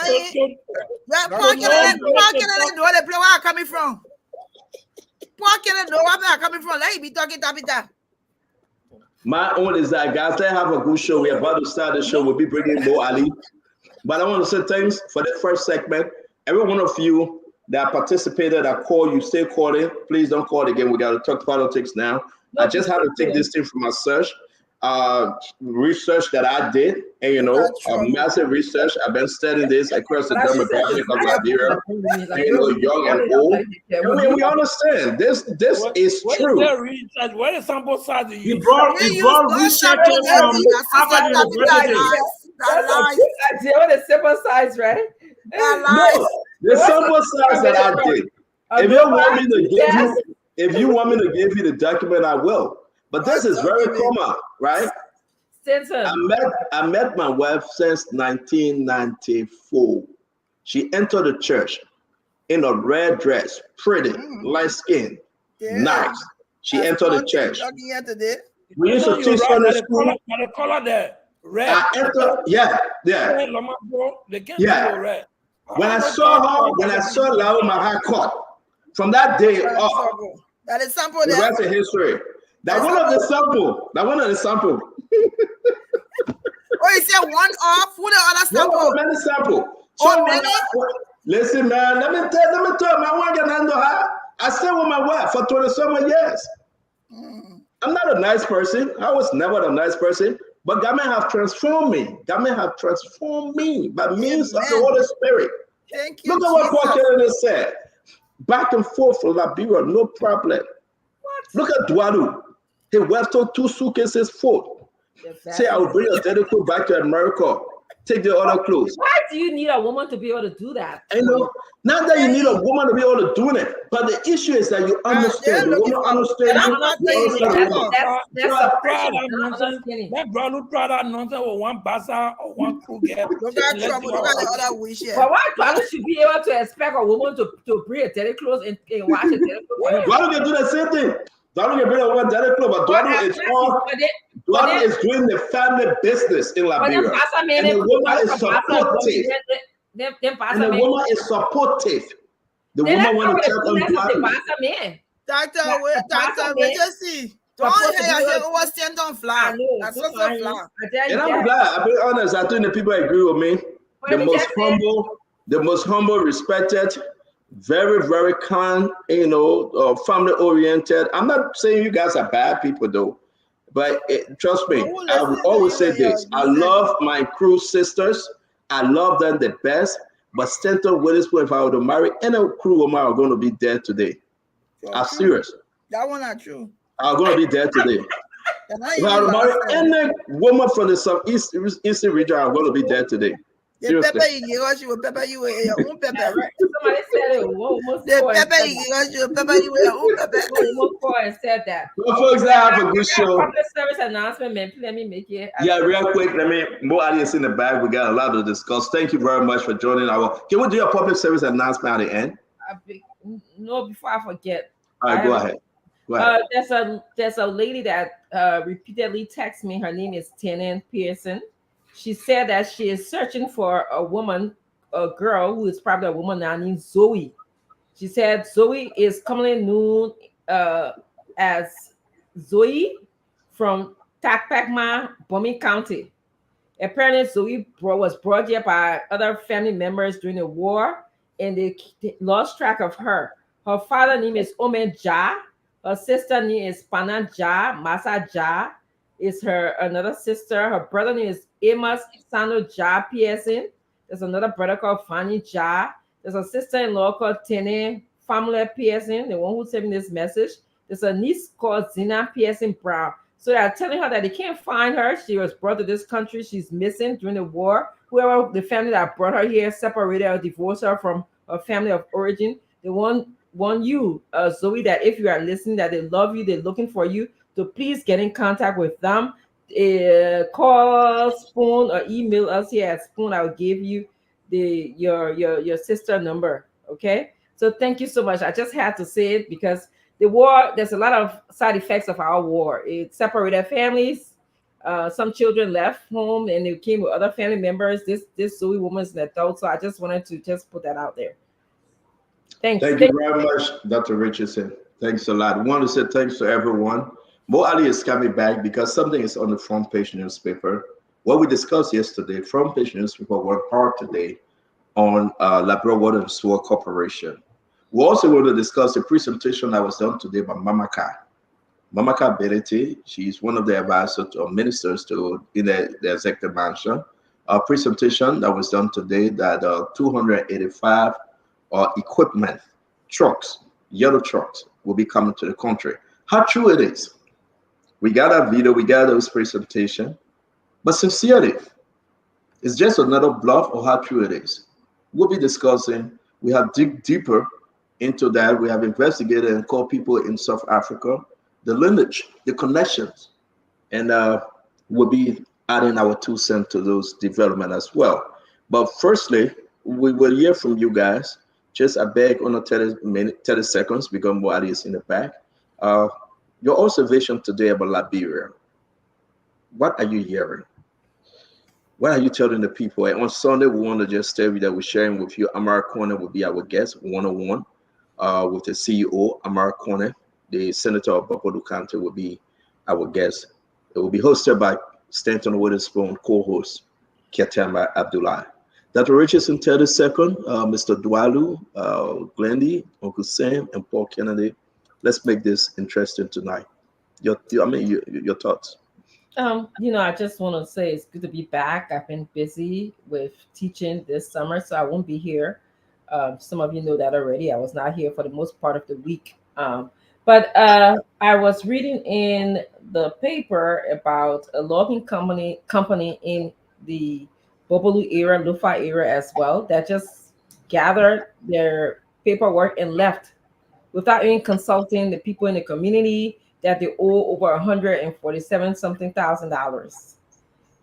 Things like that worries me. It bothers me because here it is, Liberia is so rich in all of these resources, and we allow these companies, to come and use and abuse our people. So according to the village town chief, they wrote the FDA. I hope that the FDA is investigating, and I hope that we're learning from this circumstance, because when the people contracts, we should definitely learn that we can't just sell our resources to anybody. People will just leave us in jeopardy. That will be able to gain something back for the community, and that's what I wanted to add. I also wanted to ask Stanton, over the last night or so, I got an influx of comments and emails about, a lot of women who were supporting me and when my character is defamed, who respected me. I just want to say thank you to all of you. I just was busy overnight. I did get your emails. I did get your calls, your messages. I want to tell the friends that stood by me, thank you. By now that you know that I'm the kind of woman, the kind of person who just because somebody gets in trouble or they have, circumstances in life, I don't pack my bags and leave. That's not what the kind of cloth that I'm cut out of. I stand with you. I may not be agreeing with everything that you do, but I was listen. I will hear you out, and if I can support you, I will support you. I will not be the one denigrating you. So that is the kind of person that I am. I want to tell Miss Titi Kane, the CEO, thank you very much. She was very instrumental in uh, uh, starting a conversation with Kef Hassan and myself, where Kef forgave. He actually apologized to me for defaming my character. I want to also tell you, Stena, thank you for being a savvy business person. And that means that what I mean by that is that Stanton he's been in the show, he's been very supportive of this whole concept. I also, Mrs. Titi, if you know she's a very spiritual person. She had been talking to me in the background for many, many years since this situation happened. She would call and just to send me spiritual texts and stuff like that to make sure that I'm okay. Want to say thanks to Lau as well because she was impacted just as I was.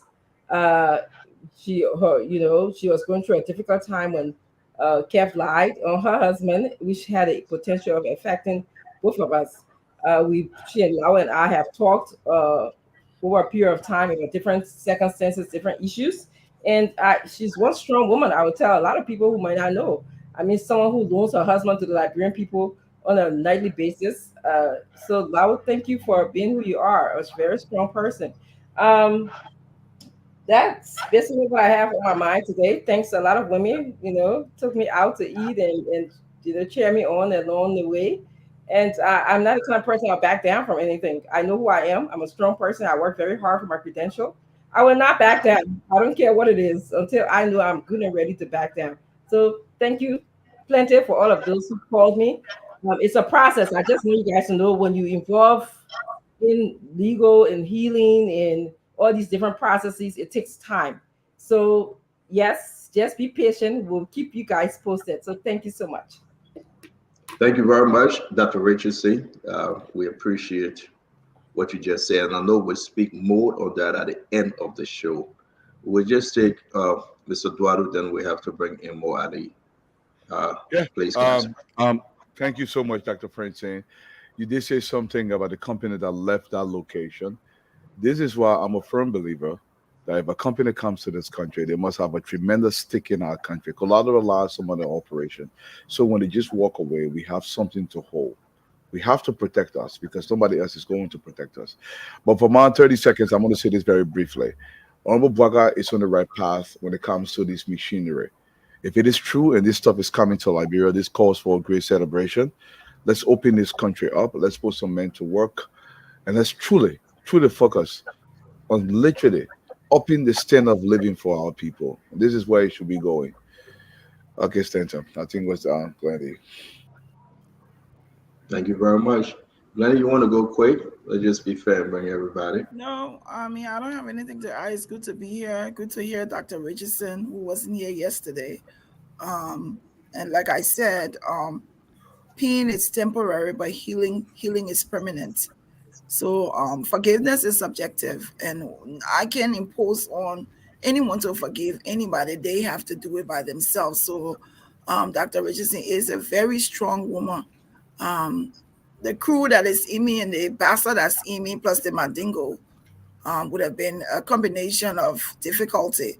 But I applaud you for who you are and who you continue to stand up to be. It's good to be here all the time. And you know what? I just love the fact that I know that Stanton loves me and he misses me every time I'm not on this show. And it just makes me feel so important that even when I'm not here, he'll be singing my name. So it's good to be here today, Stanton. The service is over. I will be here every day now on time. So you don't have to miss me anymore. Yes. Thank you very much. I really don't have to miss you anymore because I do appreciate you. Uncle Sam? Look, if anybody should be like upset about personal attacks, it's me. I mean, I don't think anybody gets as many attacks as I do. Really, Mr. Jackson? Really? Let me go American on you right now. Really? Well, I mean, you want to turn around, we can go ahead and talk just like this, but I'm not talking about you, girl. What is he talking about? What are you talking about? What is it that you're talking about? You gonna make this personal about you? Yeah, but you said something personal. I'm allowed to say something personal too. But it's a different story. So allow me to land. Allow me to Look at land. Can Mr. Jackson? Can Mr. Jackson finish? It just. I mean, if you don't want me to go ahead and talk, you can take it over, girl. I mean, that's your thing. Can you talk Liberian, please? Can you talk Liberian? This is what I was going to say. Yeah. Attack me all you want. You can do anything you want to do. Sticks and stones will break my bone, but worse, when deceitful people will never do anything to me. Look, I love Liberia. It's clear that all of us love Liberia. I don't know any one person who doesn't love Liberia. Okay? The only problem I have is when any government is in power, including my government, I was in power. Anytime anybody criticize that government, the government will say, "Do you hate President? We are. You jealous of President? We are." And the same thing the Unity Party people sing. By the time you talk, they say, "What I think they can say that you may go rest your ballet, you tired, you know." But look, we all need to be on the same page. Yeah? You say you talk tired. Yeah, you talk tired. Okay, we all need to be on the same page when it comes to Liberia. Everybody's opinion is important and necessary in a democracy. The one thing that is not necessary in a democracy is those opinions that will cause chaos, will wreck the country, and undermine the democracy. But we need to have differences of opinion. All of us here we have differences of opinion, and I think we're good friends. In our chat room daily, we interact with each other. We have a very good time. You know, I'm in Boone, Colorado right now, enjoying myself. I'm going back to Atlanta tomorrow, and you know, I just want to tell the listeners out there, the viewers, that we love you guys. All the comments you make about me under there, but me married to my granddaughter, it's funny. I think it's crazy, but it's funny. But yeah, that's a part of cannabis affair. Huh? The cannabis farm. All right, we're gonna bring in Paul Canada real quick. We gotta run. Colorado. Thank you, Uncle Sam. Paul, your 30 seconds. Yeah, thank you, everyone. It's always good to see Dr. Richardson and my sister Glennie and all of these young men who contribute to providing providing enlightenment to the Liberian populace. You know, I am a part of a good, a good array or cadre of panelists. My man Dallu there, he ran Manovia, he refused to call me to come see a place, but I will, got there. We continue to thank and give all of our gratitude to the audience that follow us daily, or not everything we say here come to please them, but like Uncle Sam said, we all are doing this in the interest of country. So thank you all for always listening to us and getting on the show to see what we have to offer. Thank you very much. I'm glad to be here tonight. Paul Canada, thank you very much, man. And we appreciate you. We appreciate Uncle Sam as always. Sis Glennie, Mr. Dallu, Dr. Richardson. We appreciate everyone and those that will be joining us. Mo Ali is set. He's ready. We're going to talk about this front page Africa story. You know, we ran with this story yesterday. I think it was Mo details. Mo Ali came up and he explained about this contract. Today, the 24th, but front page ran with it yesterday, the 23rd. I just want to take this time to say, well, we're going to bring in Mo Ali again to further explain. Front page Africa investigation uncovers Liberia Water and Sewer Corporation irregularities in awarding contract for purchase of water treatment chemicals. And they went more into the story that the gentleman is a Mo Ali friend, blah, blah, blah, blah, blah. You know, sometimes we really got to dig deeper. And I think I'm happy that Mo Ali, not coming by way of the cell phone, but we'll bring him in person to address this issue. Mo, thank you very much. Thanks for joining us. As always, you're welcome. In a capacity, not you're not coming in as a panelist, but you are coming in now as managing director of the Liberia Water and Soil Corporation. You're welcome, Director Muali. You're muted, sir. You are muted. Thank you. So Stanton, I wasn't motivated to. Good evening to everyone. Glendy, Dr. Richardson, a very long time. Paul, Dallu, and Pops and Jassy. You see, they will not tell you rest your body, but you need to rest your body small. Why Joe Burger can rest your body? Because the Liberian people elected him. They elect you. I was born in Then come Liberia. they elect you, That's then all you will not born me rest your there. body. Anyway, Stanton, I wasn't motivated to come on the show to talk about the trash Front Page Africa published because I thought we dealt with it sufficiently last night. My motivation to come on tonight was to clarify certain things that Samuel Jackson and Azedo and some other seditions are running around with, that they put water in the pipe in Central Morovia, and the only thing I did was to turn the tap yesterday and water started flowing. I came purposely to dispel that notion. And also, again, Front Page Africa, one of the reporters just contacted me and said, "Oh, Mo, you went. We publish another story tomorrow. You went to Water and Sewer. The car that was there, you repair it for 4,000. You and the other car, then you repair. Then you give it to one of your friends to Uptown Garage to repair them." I told you, I said, "Okay, publish the story." You don't think at least everybody is thankful that I didn't go to Water and Sewer to buy $30,000 or $40,000 car. I made a car that was damaged and I carried to garage. They repair it and overhaul the engine, and I give it to my deputies to use. And at least again, I gave it to a Liberian company, a Liberian garage to repair. That's a very good story. At least you keep promoting what we are doing. Other people can accuse, managing director, say, "Oh, the managing director just when he bought $50,000 car, he say, oh, you say the managing director went and repaired old car and he using it, then you say that problem." Rodney can go ahead and tell you, boss. As a matter of fact, the first person Rodney asked to publish that story, after the person reached out to me and I explained to them, gave them the evidence that there was no law broken, and the person told Rodney, the star writer, that I am not going to publish the story because it has no substance. Rodney, as an impatient person, a very thin-skinned man, decided to suspend the guy.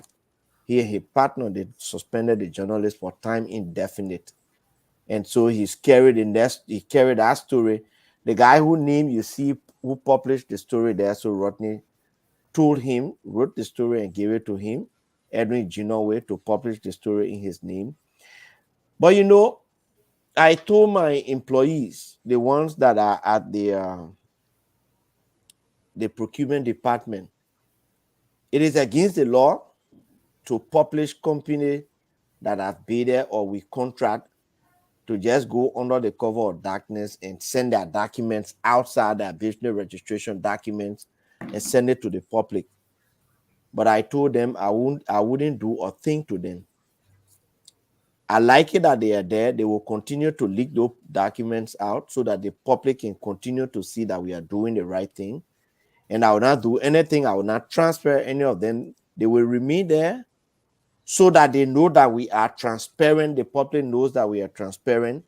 Every document to Water and Sewer, except if we enter a confidentiality agreement with a company or a client, then I will have to protect it.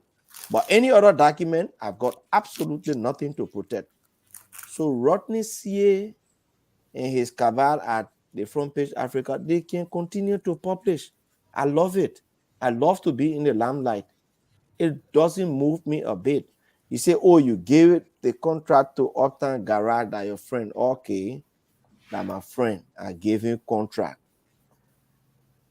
People don't give contracts to enemies. Nobody look at their enemy and give them contract. People give contract to friends. People who they trust that can do the work. And so I did not come here purposely to talk about Front Page Africa or the stories they will publish.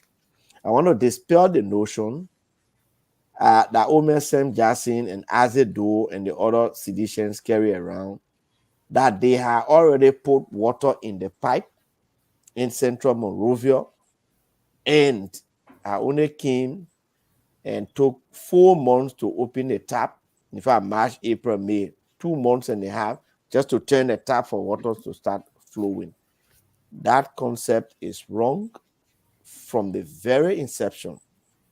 And apparently, Owen Jackson and others talk about the Liberia Urban Water Supply Program. They do not know the origin of it. And I wanted the public to know, and I wanted to explain to the public the origin of that program, that water supply program from the World Bank that Owen Jackson talked about. He doesn't know about it. The process of negotiation started back in 2015 with the World Bank, when I had just taken over as director of the Water and Sanitation Unit at the Ministry of Finance. And when I took over, by then, Amara Cornell was the minister, and Honorable Humbun Tule was the managing director of Water and Sewer. And so this grant was available at the World Bank. It cost the grant was worth $10 million. So I and another guy with I think his name is Fredericks or Vanny, something like that. He is at the 8th Management Unit at Ministry of Finance. He is still there. We negotiated along with Hubun Tule and one of his deputy. We negotiated the start of the Liberia Urban Water Supply Program. That first $10 million grant was intended to extend pipe network to urban areas that do not have pipe network or water supply. The Bannersville area and along the RIA way, Tinker Village, extending all the way to Rock Church. The intent was to reach that pipe network to the BTC, not the BTC, the EBK Barrett, so that they could benefit from the water supply program. So that project started. Additional 30 million was secured, but this time around in loan under the WIA government. What was that 30 million for?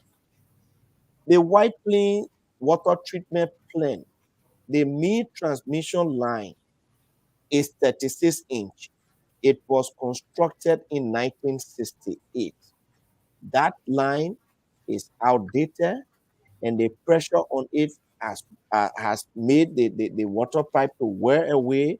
And so every time you have frequent rupture, so that pipe is supposed to be replaced because we have an increase in population. When it was constructed for a population of about 200 to 250,000 persons.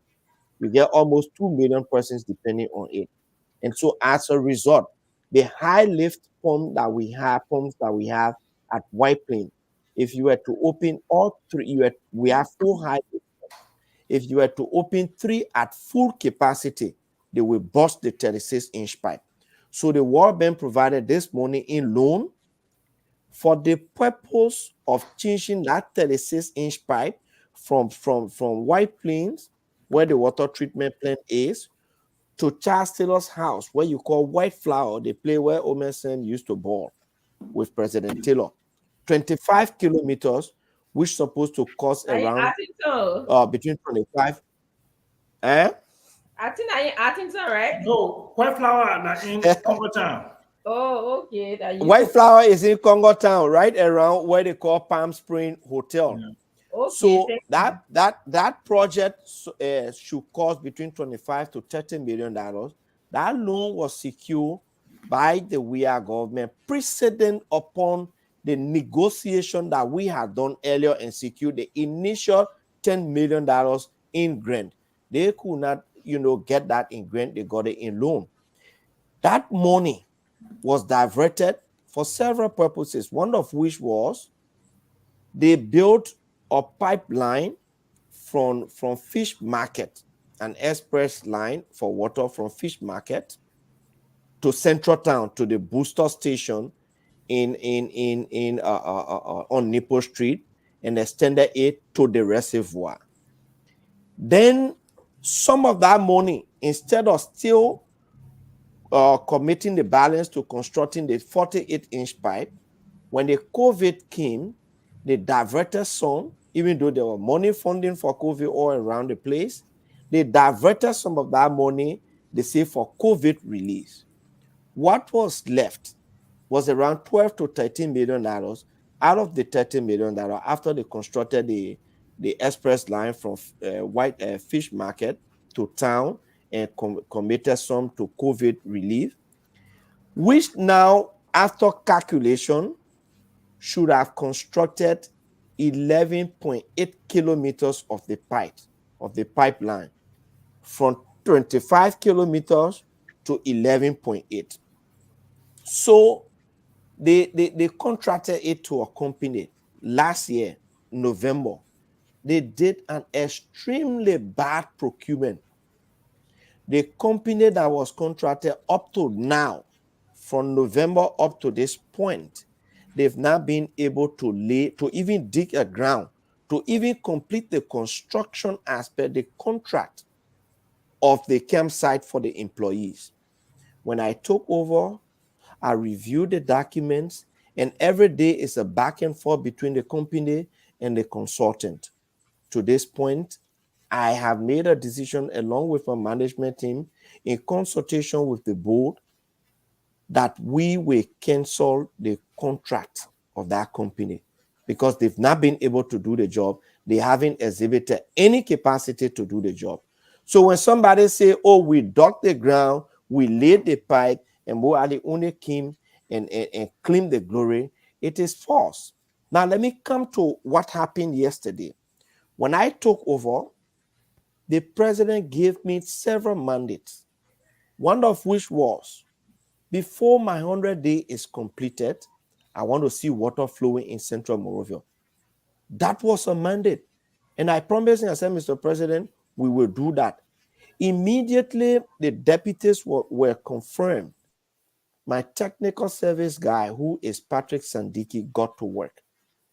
They went and did an assessment on the reservoir. There is a reservoir up Dukor that has a capacity of 1 million gallons. Now, the reason that reservoir was constructed for several reasons. Number one, to store water so that in case there is some problem at White Plains and you can pump water to town, then the reservoir will be there as a backup. They will release water from it. Or if you are cleaning the water treatment plant, which takes maybe 2 to 3 days, you release water from that reservoir to serve the central city.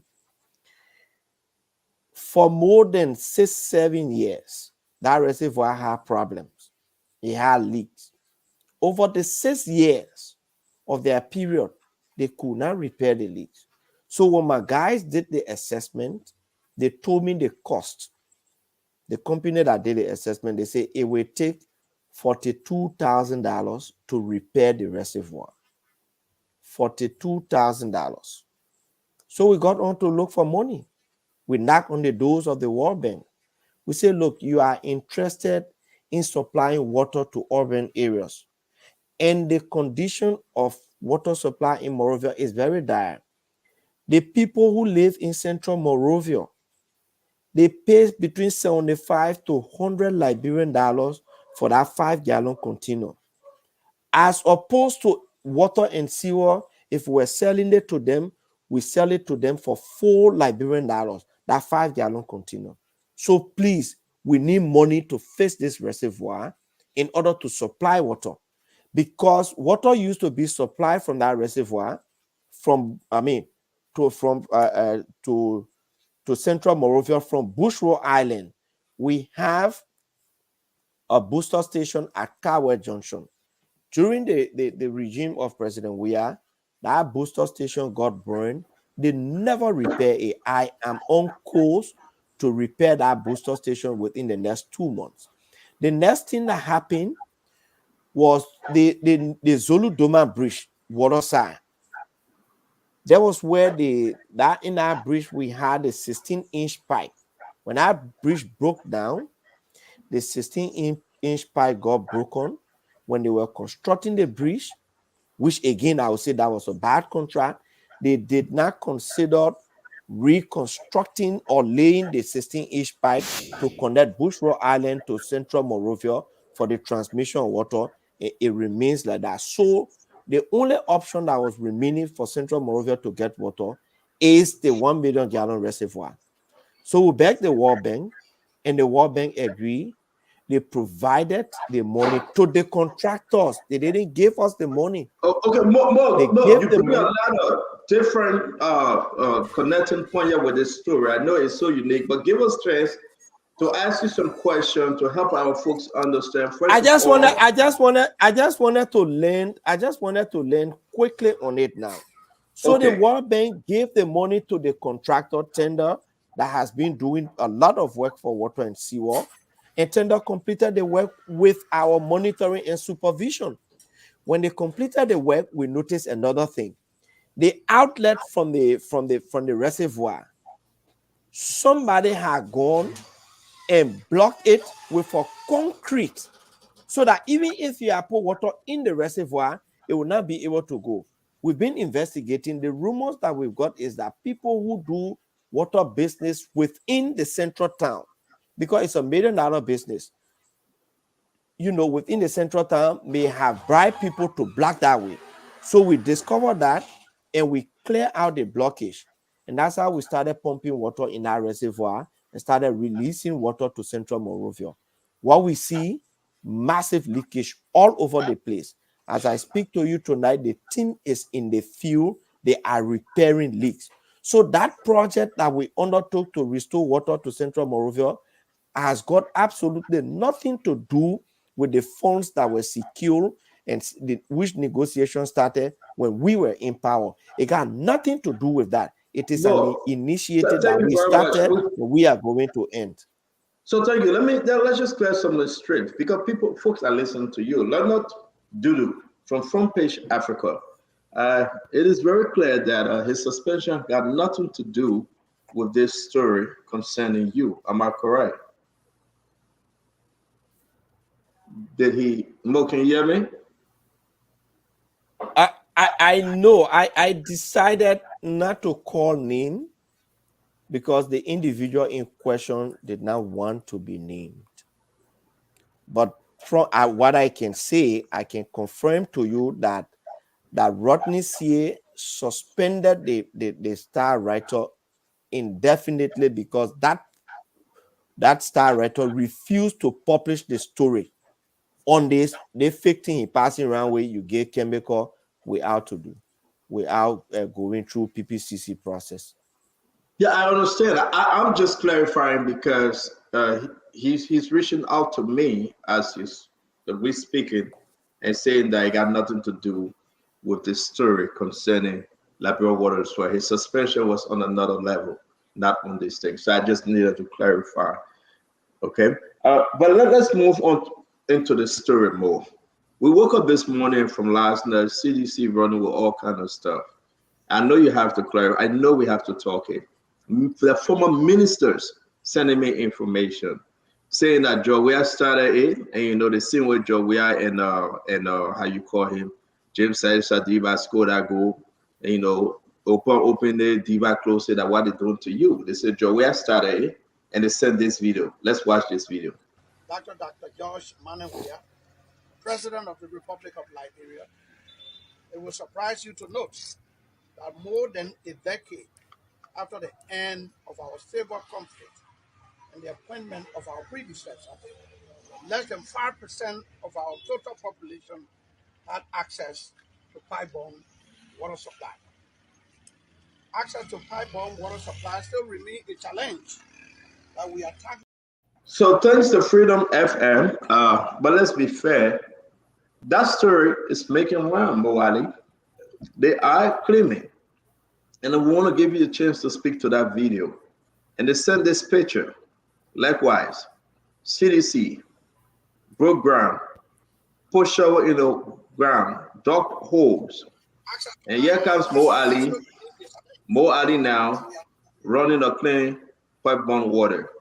Mo, what do you say about these pictures and videos? We're not hearing Stanton, you. I want Yes, you. sir. I want you put the picture back up. I want you put the picture back up so that I can explain. Because I explained it from the beginning. You see where they put CDC? I told you that we initiated the discussion and secured $10 million grant for expansion of water pipe network to places that didn't have pipe. And then they continued the process.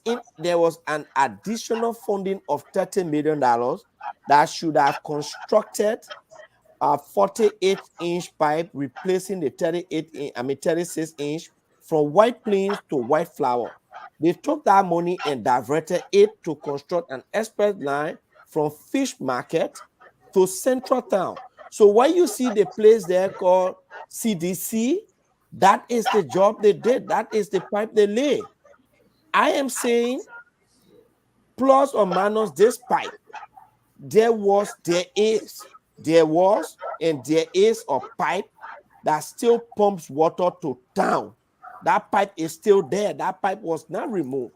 This is just an express pipe to pump water directly from Fish Market. What's the point of old pipe? You say the duration of the pipe had expired. So let me tell you now. No. The pipe is still there. In fact, the same pipe that was there, it is the pipe that Sinko, Congo Town, all the places feed from. They are connected to. This pipe, nobody is connected on this pipe that you see they were constructing. The new this one. Pipe goes straight. Yes. Nobody is connected to it. It goes straight to the booster station on Nippo Street, where it pumps water. Okay. So it goes to the booster station. They constructed it, I think, somewhere in 2019 or so. If this was their project, what stopped then? They constructed this pipe, I think, 2019 or so, or 2020. What stopped them from completing it? It is not a part of the water supply project to Central Monrovia. What was holding water supply to Central Monrovia was $42,000.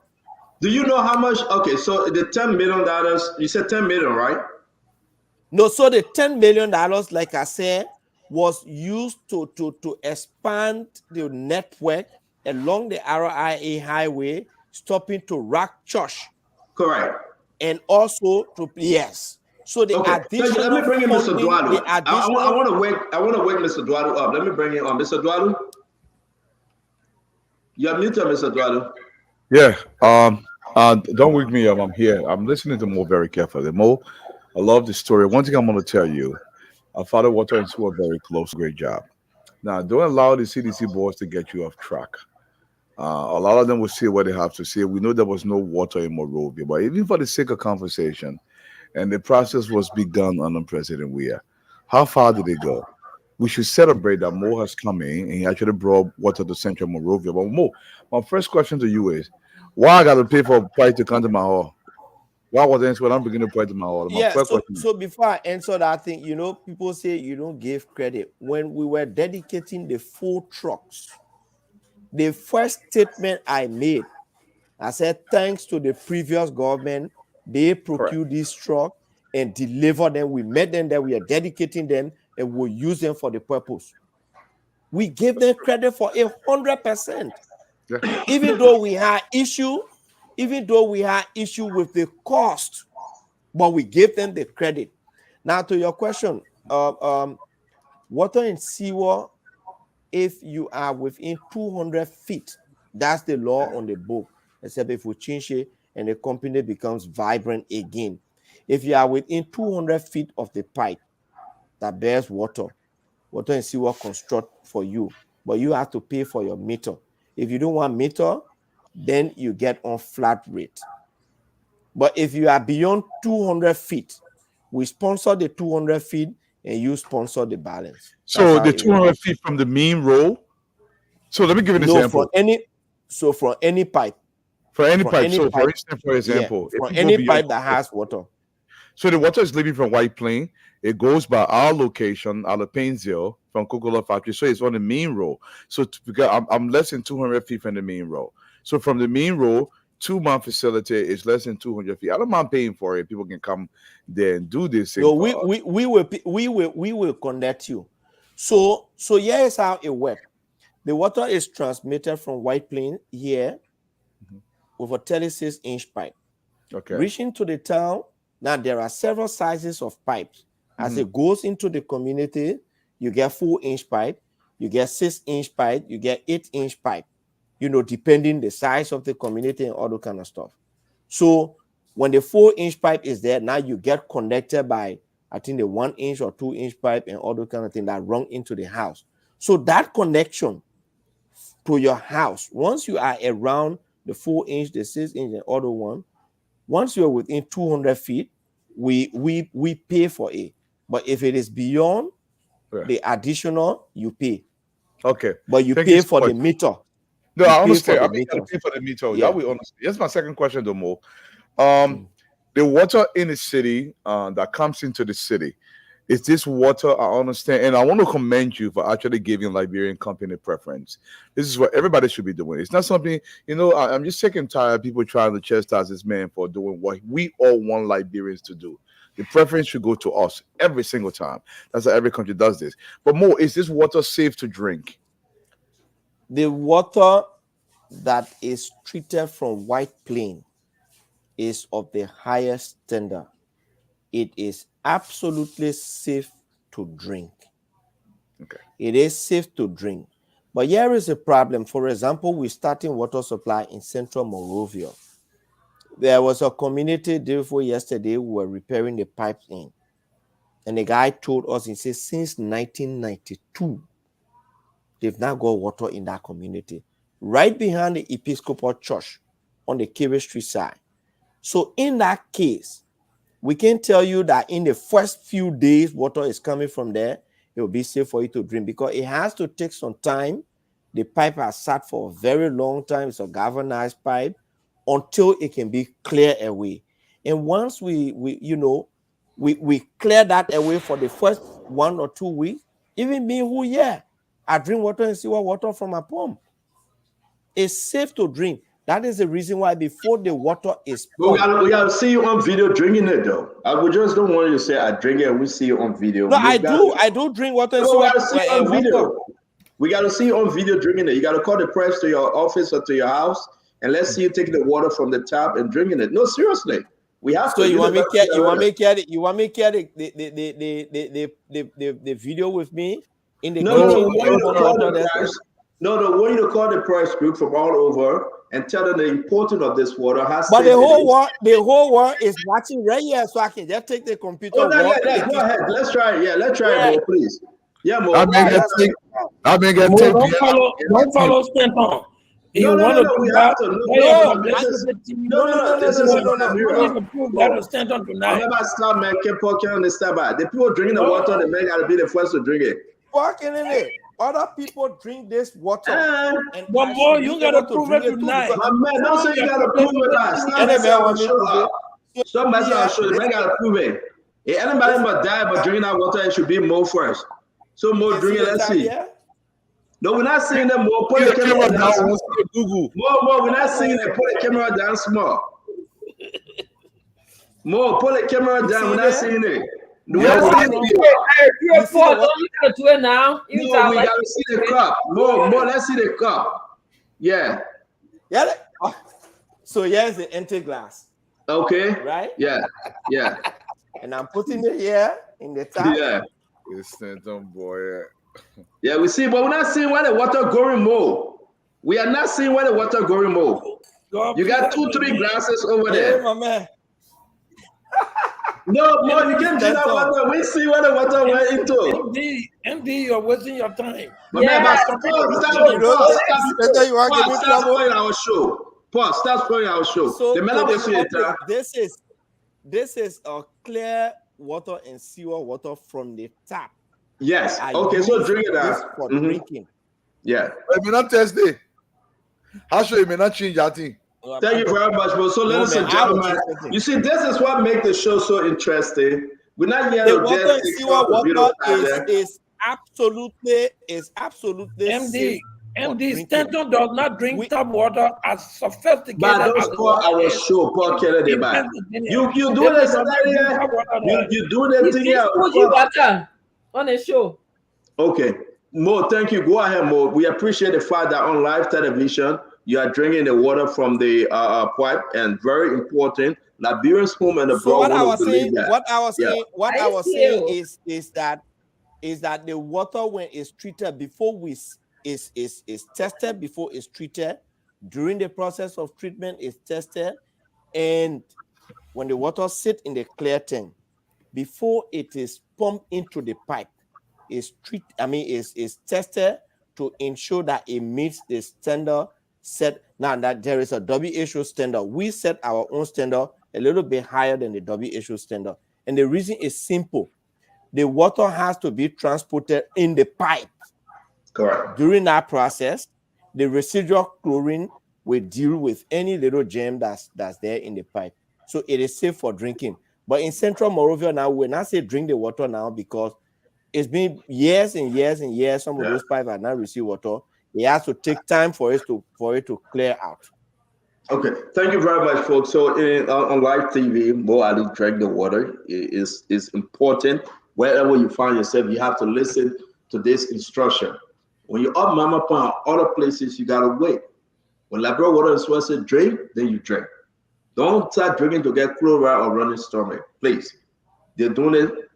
City, town, district, small will get there. Okay, it's clear advice to everybody watching. We are not kidding. That's why I've asked Mo Ali to drink the water, and he did. Dr. Richardson and Uncle Sam, can you come in? We'll go to Paul Kennedy, Glendy, and Asido. Welcome to the show. Well, I want to welcome you back to Spoon. It's unfortunate that you can't be here as regularly as you used to be because of your new position, but it's good to have you back. Three things I want to say first. First, thank you for restoring the water services in Liberia. Can you answer, are the people on Benson Street and Newport Street and all of the streets in Central Monrovia, can they get water out of the pipe now? Can it just, can you open a pipe and you get water out of there? So, Dr. Richardson, beginning next week, in the night hours when our guys are not working, we can leave the valve open because we still have massive leaks all over. So what we do in the morning hours, we open the valve, we identify the leaks, and while they are working on those leaks, people can actually draw water. In the evening hours, we open it again, and people can draw water. So what we are going to do beginning next week, we are identifying all of the leaks. As we speak, there are leaks all over. Tonight, we're working on the leak to right around Cathedral, a 4-inch leak. We have a leak right around the Capitol building. We have a major leak on the UL campus. We have a major leak on the CID road towards Mamba Point Way. We are working on them. So when you leave it open, you will lose more water. So during the time we are working, people can draw water. Once you have connection in your home or you have a standpipe somewhere, you can draw water. And for now, we are not charging people. Once we have completed all of the leaks repair, which is going to cost us around $175,000, we intend to connect 1,000 customers. A customer is not individual, 1,000 homes in Central Morovia. That is our first target. And that will cost us a little over $150,000 to connect those homes. So we are taking it at $150 US will be able to connect a home. Yes. So we encouraging people to come and register, regularize the status. Those who never had pipe connection or those who do not have pipe connection, you register, we begin to do your connection so you can get water in your homes. It's the Yes. target for now, 1,000 homes. Yes, and I'm actually so happy that you said that, because you could have sort of segue into my next question is, what measures are you putting in place to be able to collect water bill from the people who you're going to be connecting? Because I know our people, we for so long we didn't get water and we get other additional services, amenities, so we'll think that it's free. You, like you just stated here, it's 150,000 just for you to do this connection, so you gotta recoup and it can't be free. So what are you, what awareness are you doing to inform Liberian people that they have to register, number one, for this service, and number two, they have to pay the bill, that you putting meter on the homes, and what have you? So through these kind of talk shows, and besides that, we have an M&E department and a marketing department also. Okay. Beginning next week, we are putting them in the streets to go from house to house to inform the people that we're now supplying water so that they can be able to come and register. Dr. Richardson, we have one very serious problem in this country. The debt that people owe water and sewer stands above $6 million. Jesus. And it's an age-old problem. And it goes with just everybody, government officials, past and present, in the judiciary, in the legislature, in the executive. They just don't pay their bills. Then you even come to government agencies, ministries and agencies. They just don't pay the bills. Some ministries owe water and sewer more than $12,000. But meanwhile, when they do that budget, they put a line item there, water and sewer. Some ministry owes $6,000. And with the exception of 3 ministries, the Ministry of Justice, the Ministry of Finance, and the Ministry of Public Works, every other ministry in Liberia owes water and sewer. Every other ministry or agency is either you owe for water or you owe for sewer service. They just don't pay and will provide the services. So sometimes it becomes even difficult to just run behind the ordinary people who owe $1,000, $1,500, as opposed to ministries and agencies owing thousands of dollars. All the ministries, with the exception of those 3 and Disconnect agencies, them. they owe. Somebody say Government officials owe, disconnect them. lawmakers. Why It's just are this we few days I talking see few disconnected lawmakers, people? beginning What to did they pay pay? some of their bills.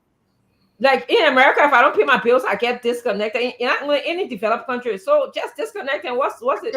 Are you struggling with even keeping it on? So, so some of the measures we want to put into play, especially for ministries, when we disconnect you, we decide to dig a well. We'll go there and ensure that we'll meter that well, you will pay. Because if you are within 200 feet of the water pipe, you got to get connected. Businesses, ministries, agencies.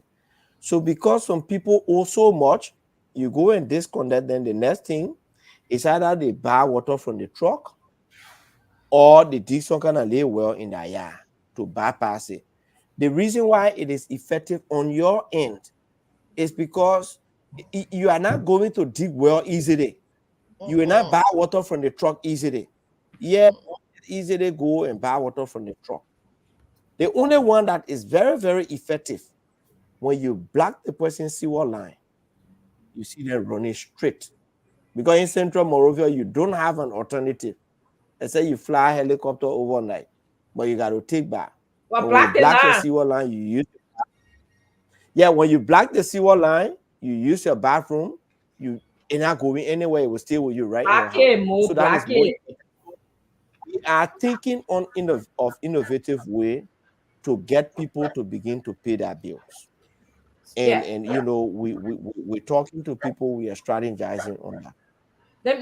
Let me just say one thing before Stanton comes in and move on to the But next one. I Yeah, please let me just say one thing.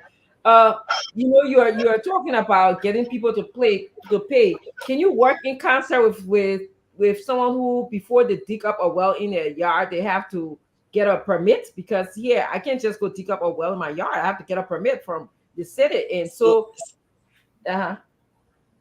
that's how it's supposed to be. In order to dig a well, firstly, the water and sewer team of engineer have to go there to test the soil to know if the place you dig in the well is good for the water that will come from there. Because there are some soils when you dig you dig a well, every time you draw the water, it sits for like an hour or so. You get that smell in many parts of central Morocco. And those are things that can cause waterborne diseases. Correct. So you have to know the terrain and you have to get a permit to dig a well. Yes. But because we do not follow laws and regulations in this country, somebody can just get out the deep well anywhere. Oh. They take it ready to move, they leave it there, it becomes a hazard. Okay. Thank you. Sorry. Uncle Sam? Yeah, okay, Mo. Contrary to what you think, I have a lot of respect for you. Before you young people went to school, we were in Liberia. There were no capacity. So we did a lot of things that we didn't have the training for because we had a basic education we had to do. For example, like I was fortunate to have done the project completion report of the MWSSP project, as you know, which was financed by the African Development Bank. And you can go ask the chemist, Moses Flavio, or you can ask Dr. Japa, who was the MD. Okay, so in doing that project, I learned a lot about the water and sewage situation, and I understand exactly what's going on. Plus, I also ran a business, an ice business in what the place name said, Joba, okay, Pinsbury Joba, where I bought my own PVC pipes, took it from the 16 or 32-inch pipe and took it out. But look, Mo, I don't have any issue with you taking the glory for spending $42,000 to take water up to the reservoir, okay? And to be very frank with you, I'll be brutally honest with you. You were part of the Unity Party government. You received a lot of benefits from the Unity Party government for the 12 years. You got a scholarship. You did a lot of stuff. And the Unity Party government for the 12 years that they were there didn't bring pipe-borne water to the city of Monrovia. They just didn't bring pipe-borne water to the city of Monrovia, okay? So you gloating now. The problem that my people have is that you all make it seem like George Weah government was a completely criminal government, did absolutely nothing. They didn't even dig any hole. And Mo Ali, the 48-inch pipe, they made the project, what do you call it, the proposal for it, the concept thing. They got the funding and they started the project. And you know that more. But when you came out 2 days ago, you just basically said that Blanco should be dancing in the street because all of a sudden, miraculously, after 90 days of your ascendancy, I don't know when you were even confirmed, that water is flowing over the city of Monrovia. That's how you make it seem like you were walking on water. So that's where we got indignant because our government did something. And the explanation that you gave now, you should have given that explanation 2 days ago. If you gave me that explanation 2 days ago, you wouldn't be sitting down in the hot seat you're sitting down in today to try to now explain that yes, our government was involved in the process to bring pipe-borne water to Monrovia. And I just want you to react to that. Okay, thank you. And I'm happy you say you want me to react to it.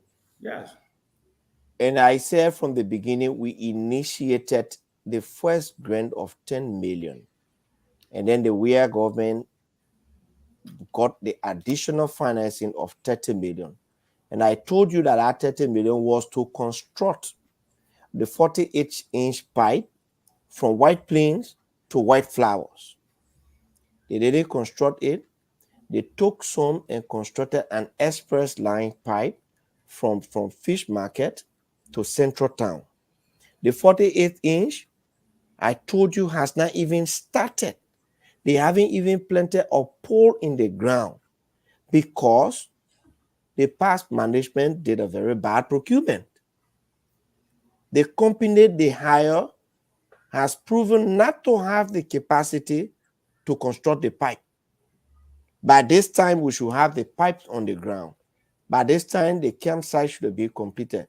So, over Jackson, not a single pipe of that 48-inch has been put in the ground. Not a single pipe of it. You can come and go check. You got people, go check from here to White Plain.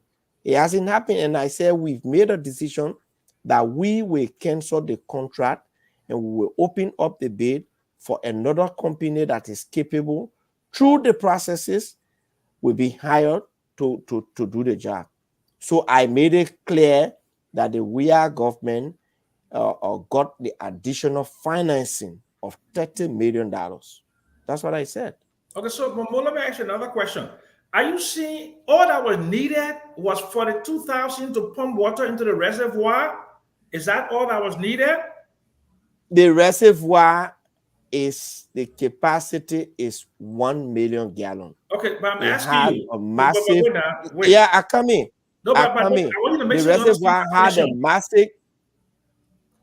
Okay. All that it took to repair the reservoir was $42,000. So then nothing you more, were nothing 12 years in power.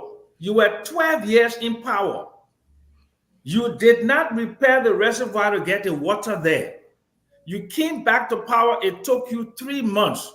You see the disconnect? You see the disconnect? You said it only be Yeah, for the I'm seeing the 2,000. Let me disconnect, finish. but by that time, Let me I finish come in more. Let me finish 42,000. You more. can Let me finish. go. Okay. So then you were part of the wash situation during the Unity Party regime. Why didn't you take $42,000 and take the water up to the thing? If that was all that was necessary, there was no prep work done. There was nothing done at all. Only $42,000. It sounds incredulous that if that only $42,000 was required, there was nothing else that was done. No engineering, nothing. And you just came miraculously because you were a brilliant young man that came from school from London, and you decided to spend $42,000 for the water to go in the pipe. Is that what you're telling the Liberian people today? So again, when during the first term tenure of the Unity Party from 2006 to 2018 January, I wasn't the managing director of Liberia Water and Sewer Corporation. I never worked with the Liberia Water and Sewer Corporation. I became head of the WASH unit at the Ministry of Finance on October 5, 2015. And I left from there December 31st, 2018. So if I were in a leadership position at the time, at the water sector, that would have been my first priority. But hey, I can make all the pieces of recommendation. If the people who sit at the helm of water and sewer don't listen, I'm not going to jump over them to do it because that did not fall within my purview. Now that it falls within my purview and in my line of work and under my authority, I did it. Again, the World Bank is there. Call them and find out. They pay the money to the vendor. We understand the contract and say this vendor should do it. The World Bank pay to them. 1 cent does not come to us. What they pay is $42,000. Period.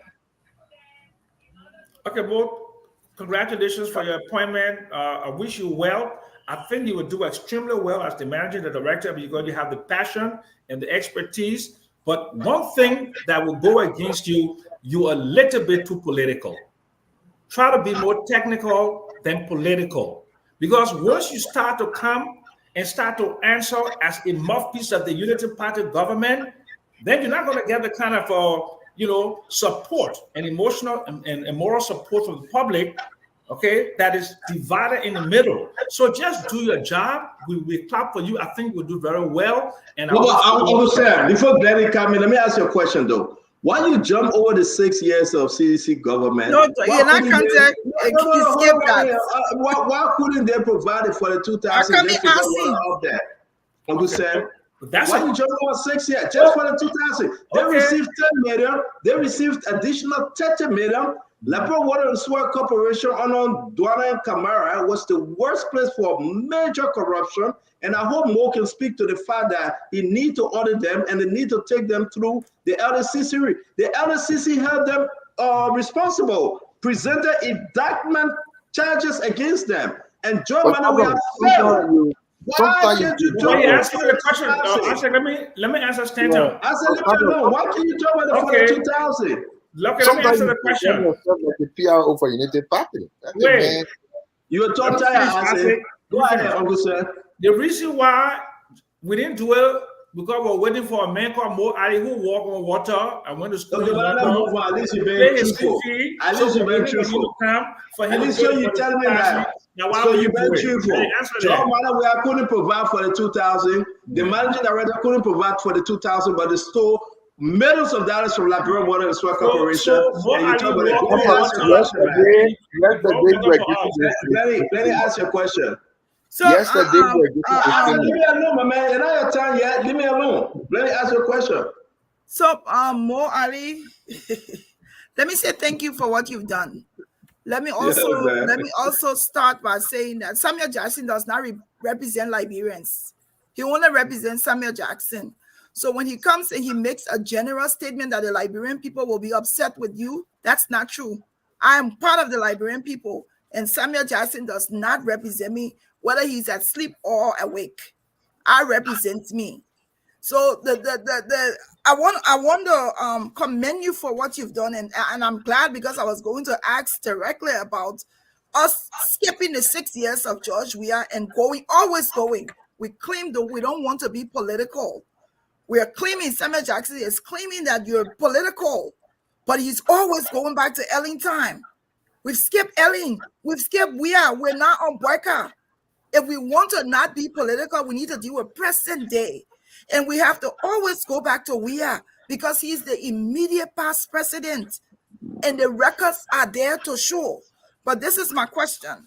My question to you, I mean, in the time period from Elling to Weah and now, there have been a lot of people who had to subsidize for water in their own way and build a lot of reservoirs.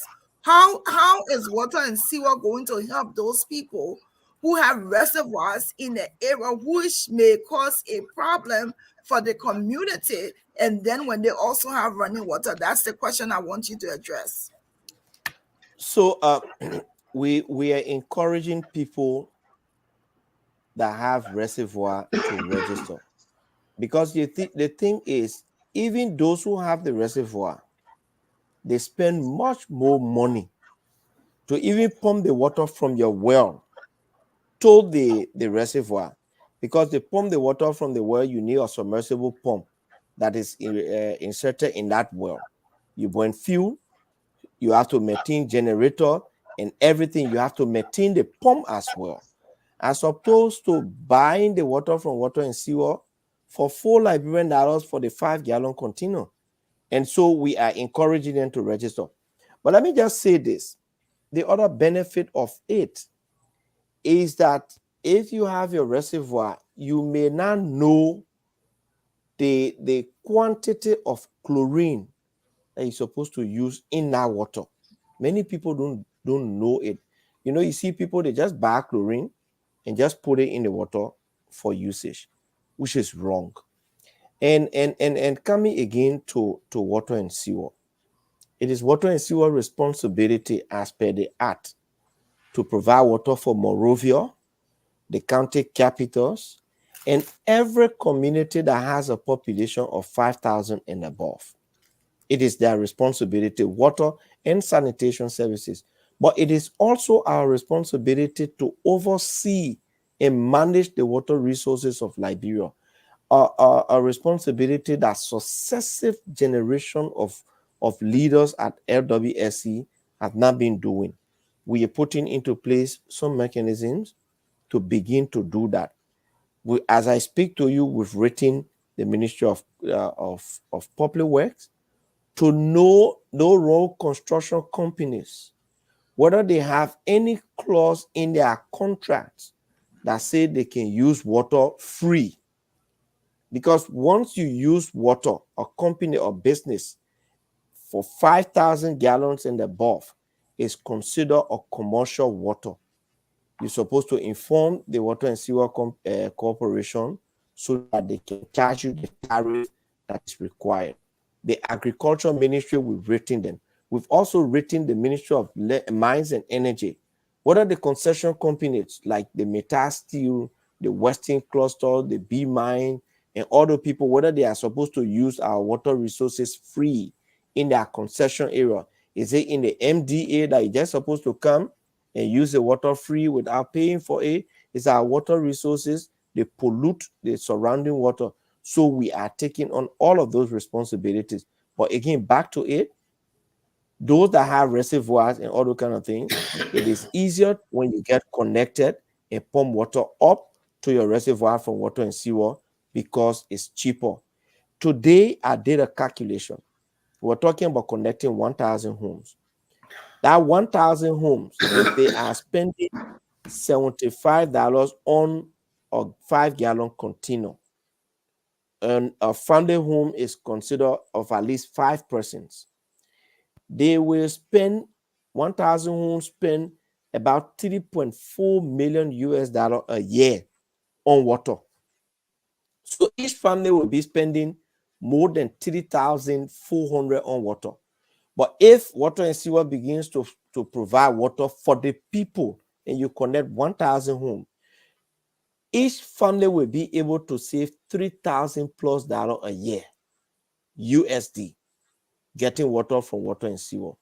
And that's why water, the water utility, you are not supposed to make it expensive because it is a right issue. That's human right issue. The fact that we, the government, we're not providing water for the people of the country is a human right issue. Water is a necessity of life that must be provided by the government. And that's why we are striving to do everything, at least the most populated areas to get water there. Now, the program Omer Sam Jackson talked about, the African Development Bank program. They constructed standalone water stations in Soul Clinic in New Georgia, and they constructed outstations in Buchanan, in Kakata, and in Zwedru. One of the problems with that project was they constructed the system, but they put diesel fuel generators, and the people who were managing it, they were getting the money, but they were not putting the money back to get fuel to continuously run the generator. So it became expensive and those systems got broken down. All three, we are now trying to revive the Kakata system to put it back online. We have negotiated with USAID. They've agreed in principle to sponsor the Buchanan system in Zwedru. So Tuesday next week, we'll be going to Buchanan. They will see and they will do an assessment of what it will cost. Kakata, they've agreed to change the generator to solar system because that's what they did for Ravaspo, Vonjama, and Sanikode. Once they change it to solar, all of the wells will be fully charged and will begin full water supply back to Kakata, Buchanan, and Zwedru. At least before the year ends, they've made that promise to us. I just have one short question concerning downwater side, the sewage problem. I think that's something that should be tackled. Should be one of the things that should be tackled first. So I wanna hear from you. What is the plan? Whether something has been done about it, and how do you see how is it going to be possible to eradicate that problem? So the sewage problem is a challenge. We've started dislodging the sewer line. We've dislodged up to Como Hill down Waterside. But here is a problem. We do not have the opportunity to work through the weeks because the people selling. And when you're working, we have to block the entire road. It's a sewer work. It's dangerous. It's feces. And then the foul scent, the people can't stand it. And they're making the market. So we have 1 day in the week to work. The second problem is there are constructions on the sewer line, which makes it difficult to clean the line entirely. Because when you rod in the line, you need a truck on this side and you need another truck on the other side. One truck is sucking the feces out, and another truck is rodding, pushing it. You cannot park a truck on the side. You park the truck on the side in most instances to rod the line. I give you a typical example on Kerry Street. Not Kerry Street, Macklin Street. The stress between Ashmore Street and Broad Street. There's a sewer line over there, always leaking. That sewer line is extending through, going through to Randall Street. Guess what? They've constructed a building on it, and there where people sit to plait the hair. What they did, the manhole that is right within there, they sealed the manhole up. We've gone there on 3 occasions and asked them, please, we need to open the manhole to deslug it in order for the other people who are sitting along the road selling to stop getting the poo water. 2 Sundays we've gone there, they were promised they will come and open the place so we can open the manhole. They don't come. The next problem is we have lift stations. There are several lift stations. We have a lift station in Douala. Now the lift station is a huge tank or place that collects the feces, the sewage from other places, and you have a pump there. That pump push the sewage towards Sion Town. Towards Sion Town, we have a lift station that has a pump in there. That pump is supposed to push it through to Freeport, the line there, and coming down to Vartown. Then the Vartown, Claratown lift station will push it across the bridge down to Wolosa. Guess what? The lift station in Douala, people now construct market on it. The lift station in Sion Town, they've constructed a store on it. So we got 2 other lift stations, the one in Wolosa and the one to BTC. The lift station in Douala, Sion Town, the pumps are damaged, but there is no way we can change those pumps except we demolish the structures that are on them. So it's a major problem. So the only other thing we can do is to continuously rot the lines and suck the feces out, which we've started doing. So you're gonna break all those places down? I think you should. No? I have we've marked some of the structures. We've spoken to the public work minister, because I think by law they are the only authority that can break down structure, that can demolish structure. So we are in constant touch with the public work minister. He has agreed we'll mark the structure. One or two things could happen. If you construct on the sewer line and you feel that your structure is very valuable, you don't want it demolished, what you need to do is to sponsor the construction or the bypassing of that sewer line, so we can construct. You can give the money, we'll construct a new sewer line to connect to the next manhole. Okay. That's why we're telling them. Thank you. Let me bring in acid that problem. Let me bring in acid thing. But more, they say the water you jet anyway. Let me bring in acid. Acid, then from the Paul Kennedy. Hey, Mo, how you doing, my brother? Mr. MD, nice to have you back, and hi to everyone in our listeners. I've always said, and Mo, I'm one person that always true to my country. I've said, though you are always political, you are a politician, but one thing I noticed of you, and I thought it's a good thing, you don't complain the whole day. Don't give excuses here and there. You do what you should do, and that's a plus for you. So Mo and Steven Johnson, who complain? Oh no, Steven can only be sending picture of painting house. That is not anything for us. Oh, okay. Yeah, okay. Let's talk about real thing. We are not painting house in Nigeria. So again, like I said, Mo, you don't complain whole day. You don't give excuses. Although you do your political thing, that's fine. Congratulations. And also, let me say congratulations to you for your recent achievement. And I want to add congratulations to your predecessor, who also should have a hand in what he did. But Mo, I listened to you engaging Uncle Trent. I may be wrong, but it seemed to me as if you were trying to discount the former administration before you and put everything on you, which should be a good thing. But I wanted to ask, maybe I'm not getting this whole thing. Now, You paid 42,000 to repair the reservoir. My understanding is that's what you did. But then you turn on water somewhere that when I was seeing you from a fire hydrant, meaning water had to flow through something before it reached to where you were. So how did that process happen? From the reservoir where the water came from to flow through whatever it flowed through before reaching to where you were. How did that process, how did it really happen? Can you explain a little bit? So again, Isaac, I think you're getting this wrong. The Maybe. first thing is when the predecessors, the good thing they've done, I've said it over and over. They were able to purchase 3 water trucks, 3 modern sewer trucks. I said the only problem we have with that is the price. One of the sewer truck costs $218,200. The water truck costs $153,700. We got issue with that. How be it? They are good equipment. We are using them.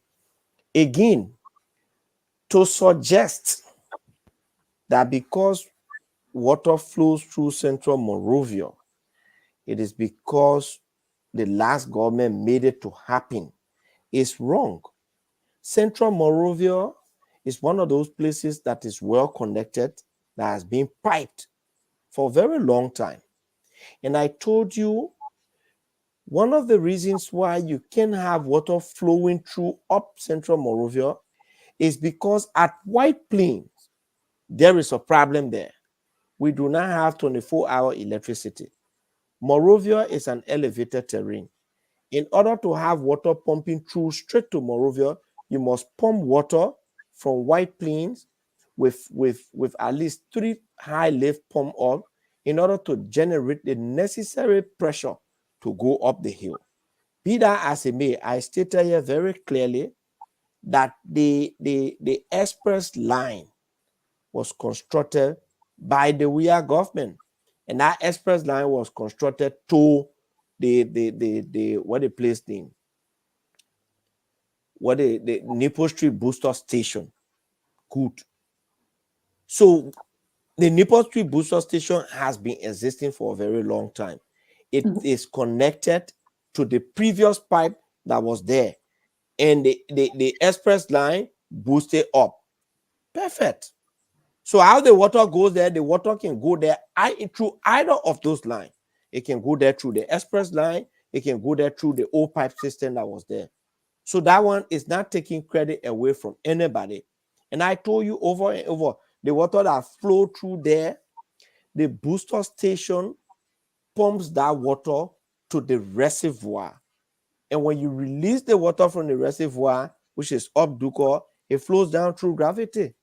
Those places are all connected. The problem we have is the pipe, the pipe networks. They are for the most part, they are broken.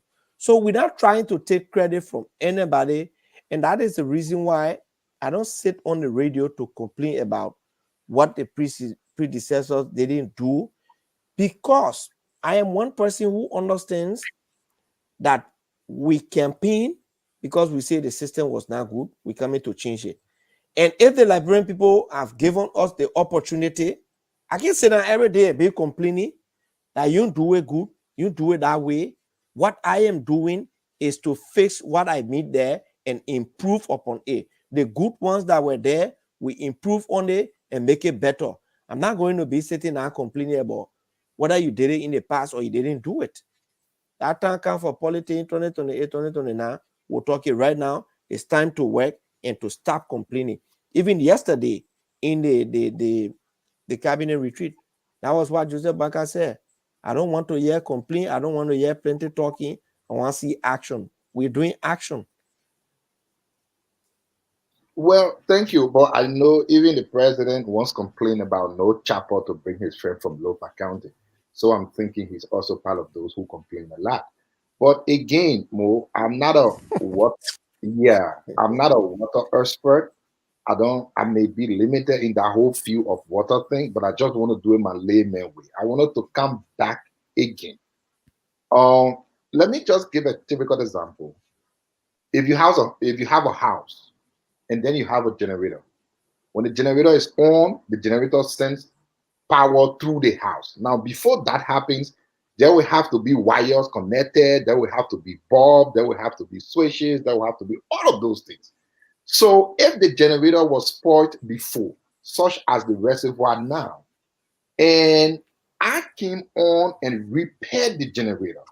Now, before current flows through the house, it means someone must have done the wiring, someone must have done the current issue, someone must have done all of those things before the generator that was then repaired can send power through. That's the same question I'm asking. Just for me, it's not about credit. All right, let me answer your question. Yeah, I like the logic, and I get it now. Let me just answer quick because maybe other people want to. I like the logic and I like the analogy. The current treatment plant, was built in 1968 by President William V.S. Tubman. So since we're talking about who did that one, therefore we must send the credit back. So let's start sending the credit back to William V.S. Tubman for building the plant, because the water that came yesterday originated from that plant. The pipe network that is in Central Monrovia was also built there in 1968. So let's go back to 1968 and give the credit to President William V.S. Tubman. The fire hydrant that we see, that water was flowing from on all those pipes, they were not constructed by Ellen, they were not constructed by Doe, they were not constructed by Joshua, they were not constructed by Joseph Barker, either William V.S. Tubman or William R. Tubman. So let's take all the credit and carry them back over there and give it to them, and we forget about it. How about that? Wait, so in essence now, I agree with you. Since you're fighting for credit. So in essence, what you did basically was to So in essence now, we give all the credit to William V.S. Tubman and William R. Tubman. All right, let me end now. So in essence now, what you did was just why I am doing now is to give the credit to William V.S. Tubman. Okay, so let me now end. Thank you. So in essence, what you did. I told you what we did. What we did was to repair. Akami. What we did was to repair the leak. I never said we built pipe. I never said we lay pipe. I never said we constructed the reservoir. Akami. I said we met the reservoir. The reservoir was there, is being leaking. And the people told me when they put 1 million gallons before daybreak, 40,000, 400,000 is gone. So we repaired the reservoir and we released the water. I didn't say we laid a pipe in Central Monrovia. I didn't say we connected the pipe from White Plain to Monrovia.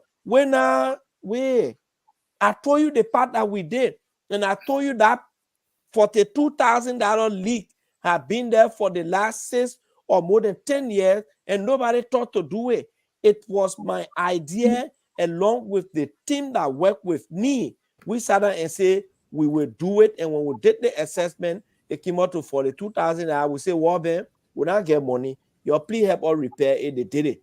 So it is my idea. It is the current water and sewer team idea. It is the idea of the current employee of the water and sewer. So we take the credit. You can go up, you come down. We bear for that for the 2,000 to repair that leak. You are there. So you thought otherwise. You had different priorities. It is our priorities.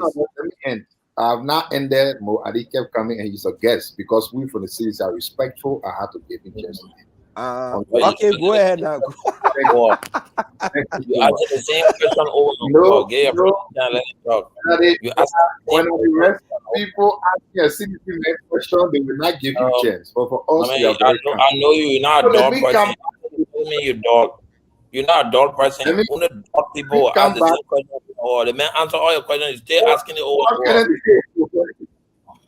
So let's finish up that Isaac. Finish up. Let Paul Kennedy come. Go ahead, Isaac. CDC. Right. So no, as I was saying, please, the correction. As I was saying again, Bo Ali, I wanted to rejoin Mr. Uncle Sam. Like for us who know what has been done in this country over the last 6 years, we are never bothered. We don't care. But when things are always presented as if, like you always say, we have damaged the country, it only means to tell you that President Weah and his government indeed laid the foundation to where Liberia is now. Now, again, my brother, you can cut me off, you can talk, you can laugh, that's up to you. But you will agree with me that there is no way on this planet you who need 42,000 to make water reach a fire hydrant. There are things that will lead. No, let me just end now. There are things that will lead from the reservoir to water reaching the fire hydrant, water reaching the houses to businesses. And all of these things, like you know, like I know, were all put in place. Time today. Professor and President Weah. That's what I thought it would be a good thing for us to understand indeed that President Weah took this country from a bottom to a place that all of us today can celebrate your success. Congratulations. So you can go ahead and explain J.J. Roberts' story. Thank you. No. I'm not going to go into that argument with you again. Look, I can give you the contact of the colleagues from World Bank. Any of you, and just find out from them how much they spend to repair the leaks on the reservoir. It's as simple. Water and sewer, our books are there, our expenses are there, our expenditure are there. You can come there, we'll open everything to you. If they tell you we spend more than that, can you say more alila? Now, as to that thing you're talking about, I told you already. You're looking for credit, let's get the credit back to Mr. William V.S. Todman, who constructed the current water treatment plant, who laid the current pipe, who laid the pipe network in the whole Morovia. Let's go there and get him the credit. You're looking for credit, my brother. Me, I'm not looking for credit. I want people to get water. That's all I want. But I didn't go ahead, but you says yes, you get credit, and now you won't get credit. But I go ahead, yeah. Pocket and talk to her. Says here you got 10 million now, you get credit. 30 million, you get credit. The member for the 2,000, that here you want credit from?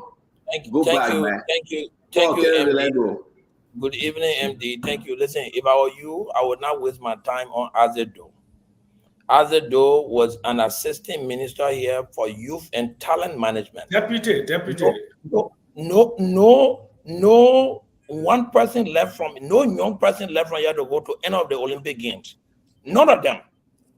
At the other time they went to do track and field, I think only 2%. Then they had 2% government official. So MD, doing we at that?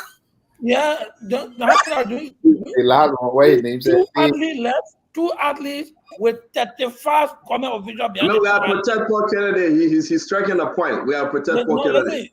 So MD, listen, let me commend you for the little steps you have started taking. But listen, when you go to the market, it's not all the noise you're listening to, and then when you focus on the noise, you're not going to do some work. Liberians are really in need of water in the country. I've been here since 2017, and I know how difficult it has been for the distribution of water to the various homes. They've done well with transmission. Your wife didn't complain since you've been Liberia since 2017. No complaints. That originally stop interrupting me. I'm talking to the MD. You've done well with the transmission, but I wanted to ask. In your conversation, you talk about a meter and flat rate.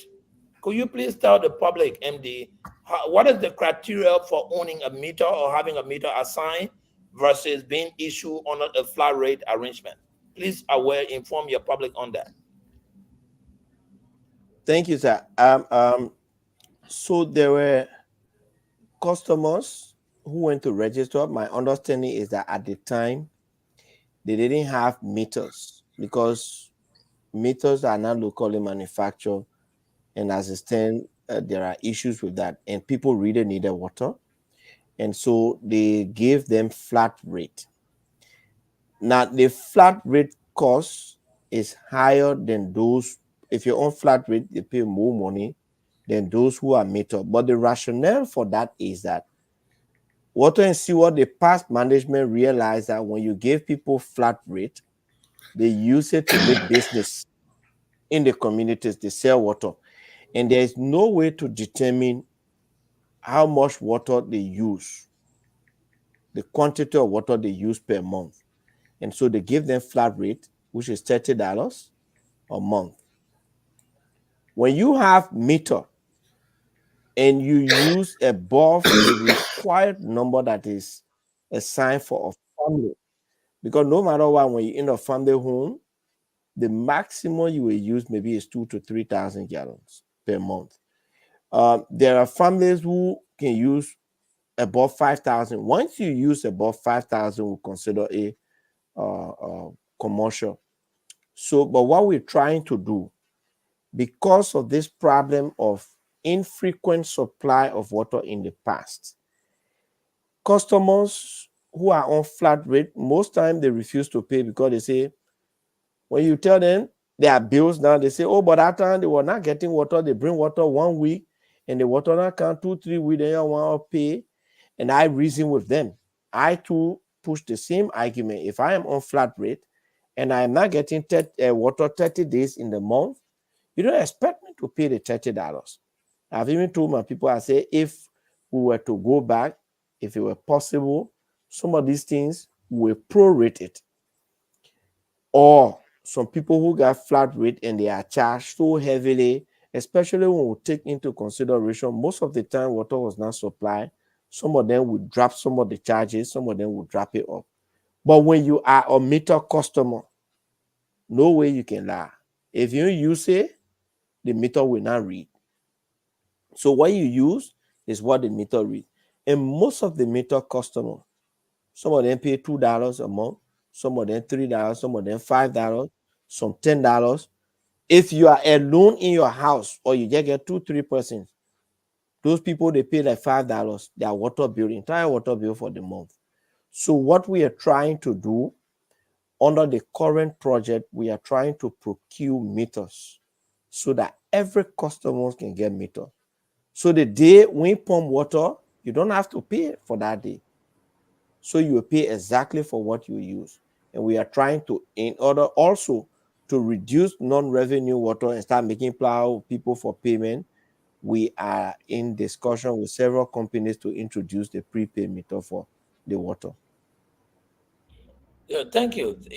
I'm very much interested in, seeing you succeed because the 48-inch pipe that is coming out of the reservoir to the treatment plant that you are currently using, that pipe was actually constructed when I served as the director at the Millennium Challenge. Now you got No, more from water the, coming. you mean from the Simple River Yes, to the from in treatment plant. from Yes. yes, from the McCoffey into the White Plains. It's a Yeah. 5 kilometer 48. It was 36, but then it got corroded. And because what salt was coming into the water, we decided to put it into the hydro so In that it the reduces. dam. Yes, in the dam so that it reduces the salinity. But now you got a lot of water coming to Monrovia, then the pipe can even hold because most of the pipe, as you rightly said, are corroded. They are old, they are out of. Are you thinking of outsourcing some of the water distribution contract to Liberian-owned businesses to be able to do distributions in their homes instead of putting all of the distribution liability on water and sewer? Because that comes with personnel costs, that also comes with material costs and metering. Is that your future So plan to include so to ensure Liberian businesses do transmission of water, distribution of water? absolutely. As a matter of fact, the discussions we are having with companies that want to bring the meters, the prepaid meters, we want to outsource that part to them. You bring your prepaid meters with the once we go into the agreement and the NIC will get involved with it. We want to leave that whole issue of collection of bills and everything with you. We just want to be concerned with producing the water and transmitting it into the pipe. So the other aspect, those companies or those private businesses can take care of them.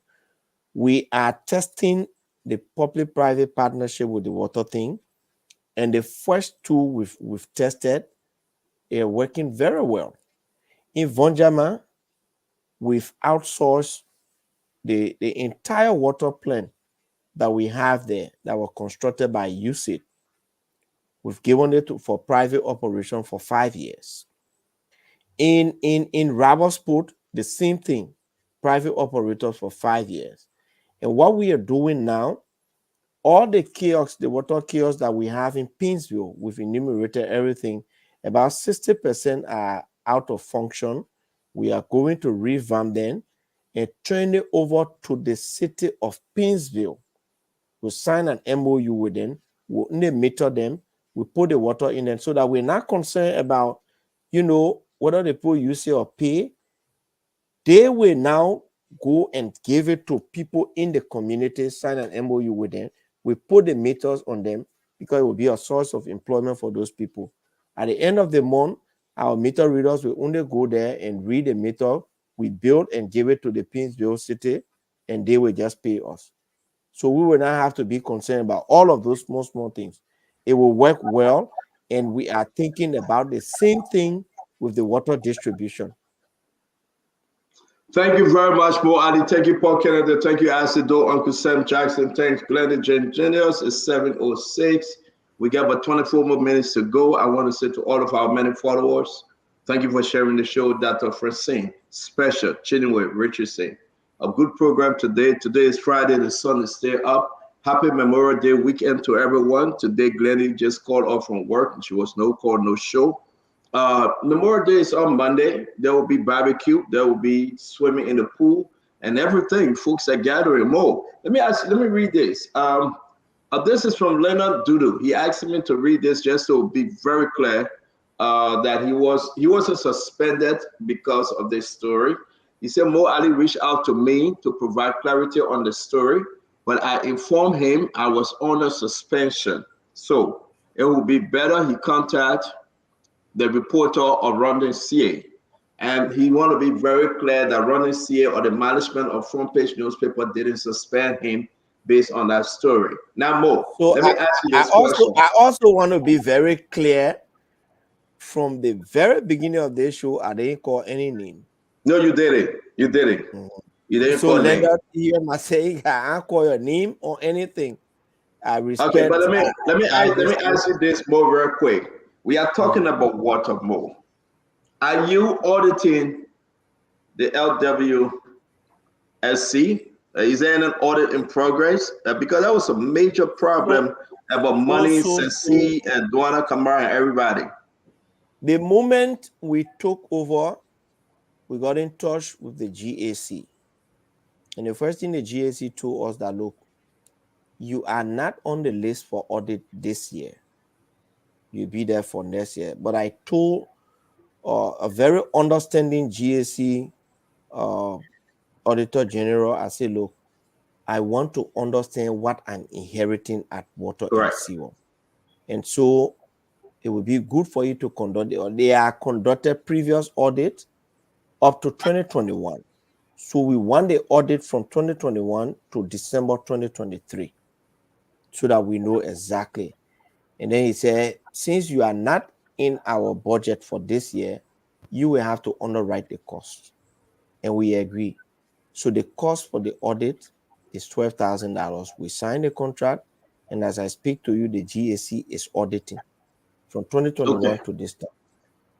So they are doing a comprehensive audit of the Liberia Water and Sewer Corporation. What also we did on the previous audit, there is a recommendation for every GAC audit that you set up audit implementation recommendation committee. You set up that committee, and they are working along with the GAC to make sure that we implement the recommendations that were made in those audits. For example, Water and sewer have been operating without remitting the taxes, the GST, to government. You know, everybody who pays water bill, they pay GST. So if you're on flat rate, for example, and you suppose you pay $30, you now pay $33 because it's 10%. So that money had not been remitted to government, and that one of the things the audit fund against, the past administration. So we need to do that. Currently, we've calculated what we need to pay from the GST that have been collected. My finance Another guy question, told me Mo. Thank you for that. I know you carry on the order. Another question: is your entity still receiving cash as payment? People cash in walking in terms with of cash payment for the services. no, we have the bank there. Echo Bank is there. Echo Bank has hotel there. So what we do, we issue you the bill. You go and pay to the Echo Bank teller, and they give you the receipt. You come, our cashier So you are record not it. receiving no No, cash payment, upfront payment. our cashiers do not receive cash. It's the bank that receives the cash. Okay, so the bank receiving cash. Real quick, let me end on this. Mo, what you said front page said they're running with tomorrow on you. So they said I went, when I entered water and sewer, there was no car to use. There were some 2-3 old cars that the past management had used. So I decided to repair them. So we sent the first one. After all of the assessment, we sent it to Uptown Garage. And Uptown Garage did the assessment. They fixed the car. I think it's between $4,000 to $7,000. Is that the same garage this for 6 years they've been using? Water and sewer. They've not been using Uptown Garage. My understanding is that they've been using, I think, the Toyota also garage from the very impetus they bought the car. So they've been carrying it there. And when I went, the guy told me they carry the car for assessment to that particular garage. And the garage said it will cost anywhere between $10,000 to $15,000. I said that was too much. So let's use one Liberian garage to do the assessment. They did the assessment.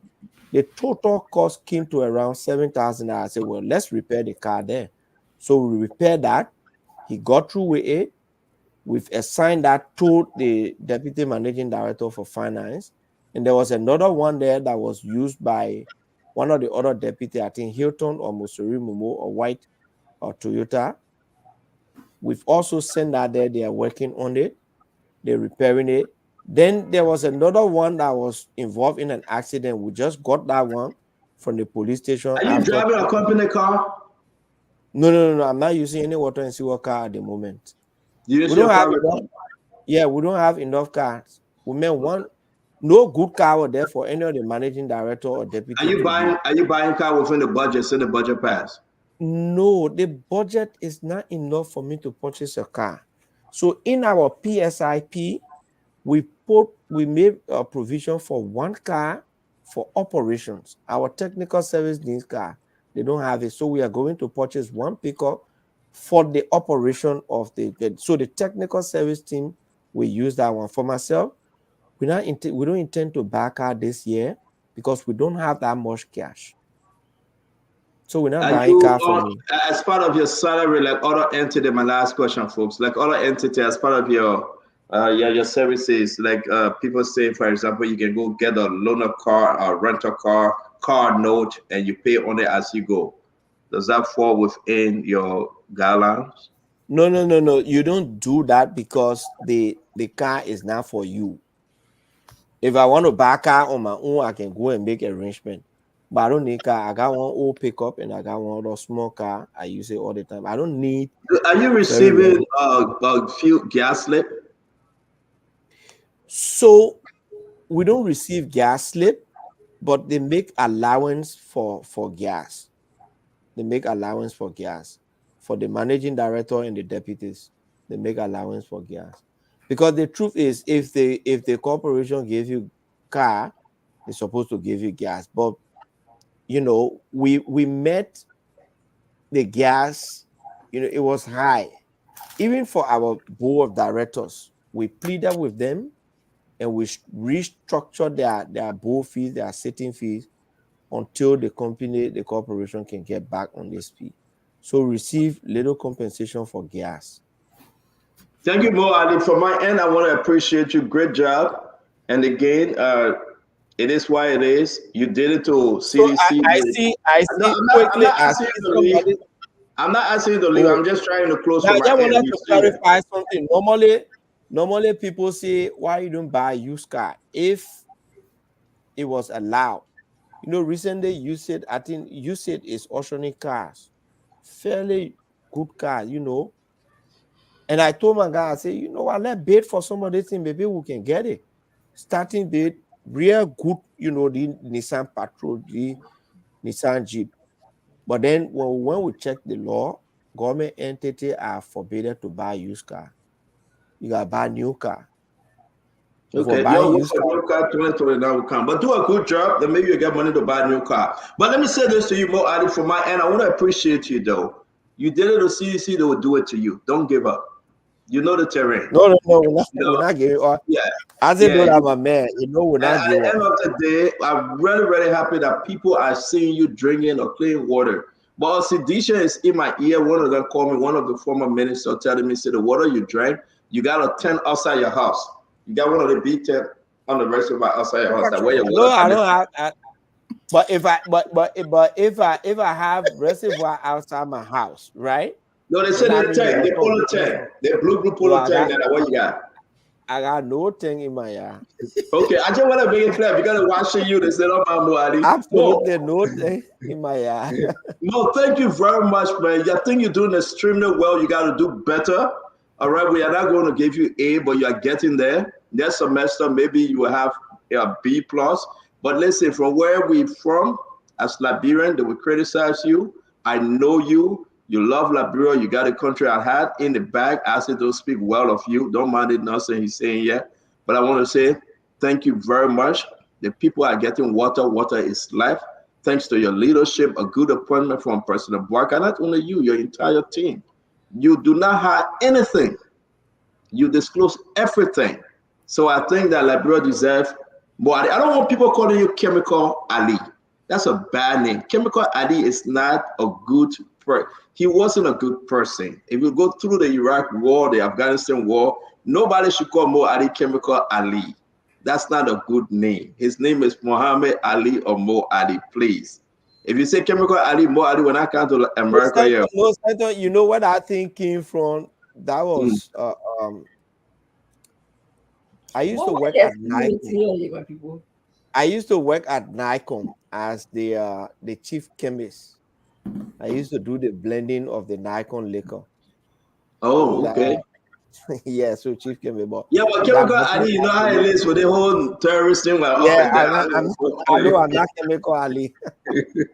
Thank you both. Thank you from my end. I want to send a special birthday greeting out to my sister-in-law there, Mobile Dempster.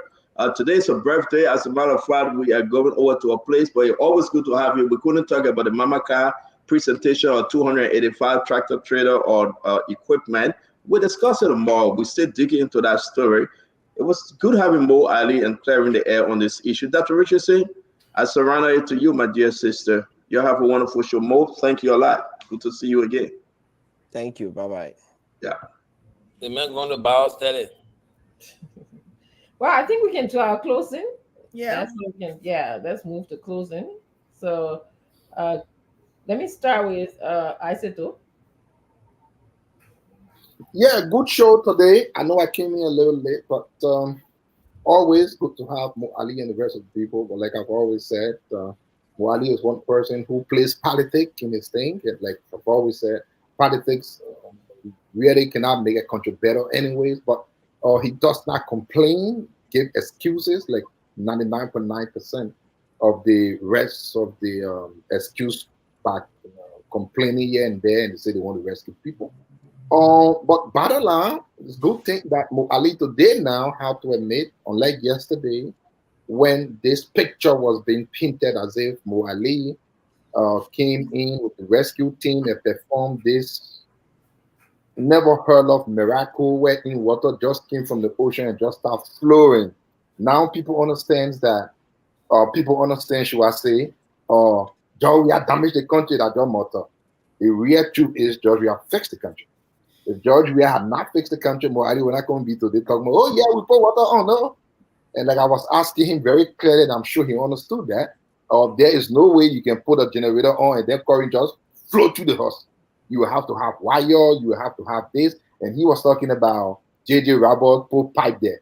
Any person who will want to be sincere out of politics knows the pipes that JJ Robert put there some 100 years ago wouldn't be the same pipe you're using today. Like, it wouldn't make any sense. Anyways, those things were changed. It had to be changed because it's been more than 50, 60 years. Who will come and say, yeah, Muadi, the water you're drinking, it came through a pipe that was placed under the ground some 60 years ago? Who's going to believe that? That's what I thought is good for us to always recognize the good things done in this country, although we're all over the place talking here and there about all of the things we're doing. I say a second left. But I will always say, and this is something I will always say, in my mind, President Boyka, who tried to beat around 20, 22, 23% of what President we had achieved.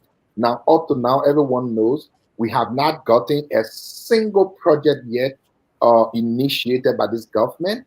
Every other thing being done today is just completion of what came from the previous government. We are still waiting to see when there will be one single project initiated by this government. We've not had that. Thank you, Isaac.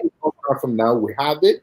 And just again, before I end to go, it's always a good thing when we have our thank you for us to be as respectful as we've been. Thank you. Mo Ali is from the other side of it. We're so very much. You're not hearing me? We actually ended with him. Okay, we're gonna move on to the next person, Sam Jackson. So thank you so much for the show, and it was a good day.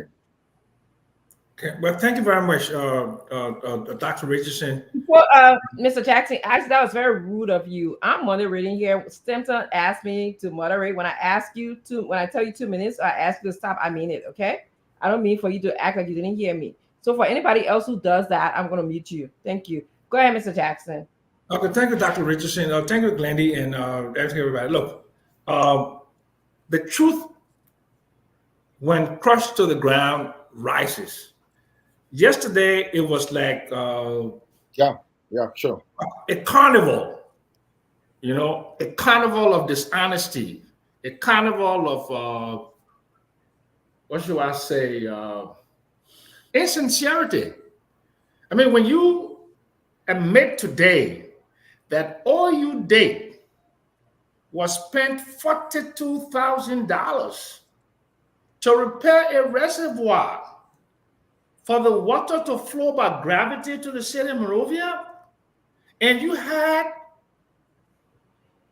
high, important personalities to go to a ribbon cutting ceremony for a $42,000 repair of a reservoir. Doesn't make any sense. What you were celebrating yesterday? Guys. I may be everything that you think I am, but one thing is, my mother didn't raise a stupid boy. My mother raised a boy with a lot of common sense. A lot of common sense.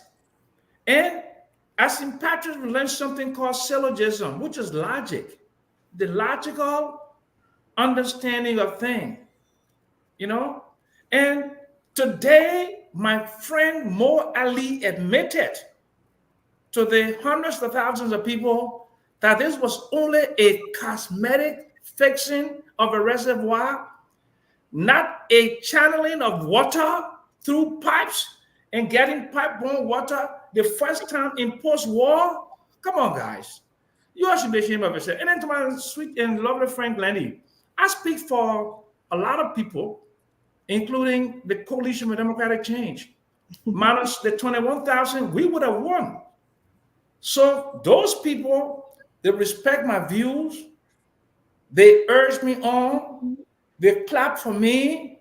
I have a base. When I speak, I represent a certain portion of the Liberian demographic population. The Oh, you got political voice. You got voice. I'm just saying. yes. You do. And you have to respect that.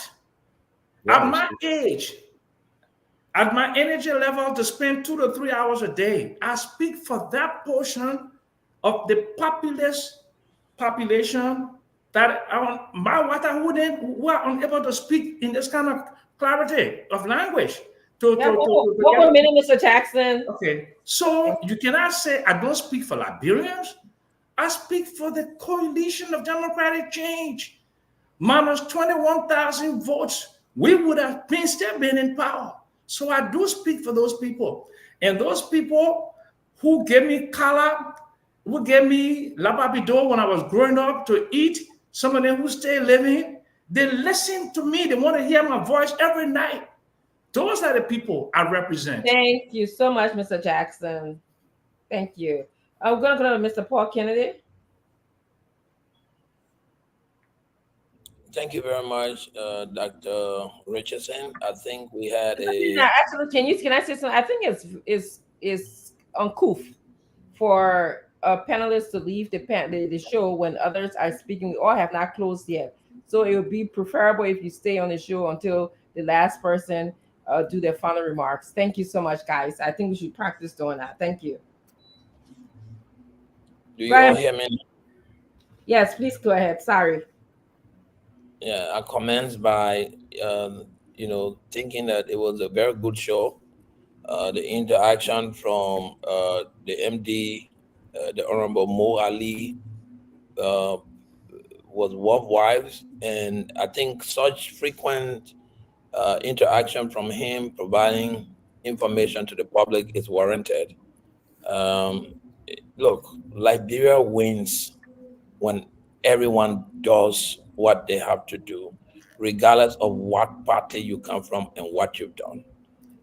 When we begin to look at significant issues and stop looking back at the little trivial ones, our country will do well.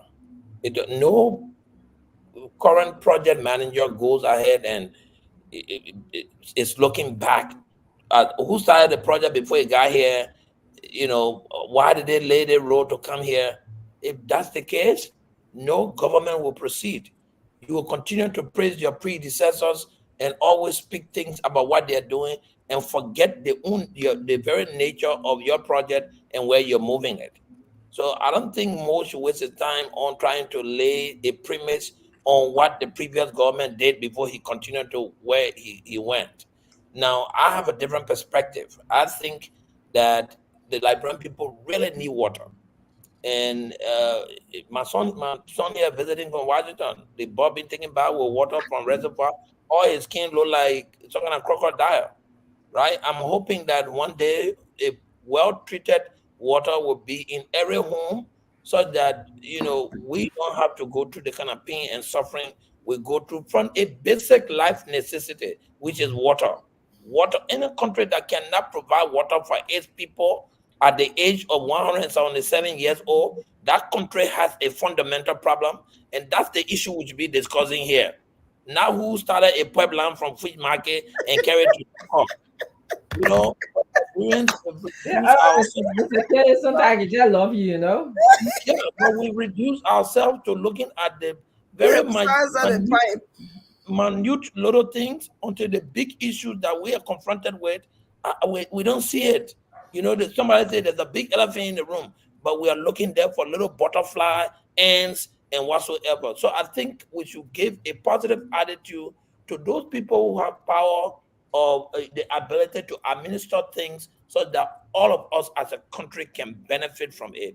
I think Mo is doing well. Is he there yet? The answer to that question is no. He's confronted with a lot of age-old problem that he's going to have to strategically think through to be able to accomplish. What we need to do as a team is to give him the support to go forward with his implementation and whatsoever. He's not going to get all. Mo had never been managing director for water and sewer before. Mo, this is his first time holding that job. As much as he's smart as what, there are people who serve as managing director 3, 4, 5 times, and they couldn't turn that very vibe on that Mo turned on today. So, let's be grateful I, Thank I you. see him as somebody who has passion and is able to move the activities and the purpose of the institution forward. Let's give him that support. Thank So I you. want to Thank thank you. you for coming to the show. Thank you, Mr. Kennedy. Glendy, I'll be the last to close. So great show.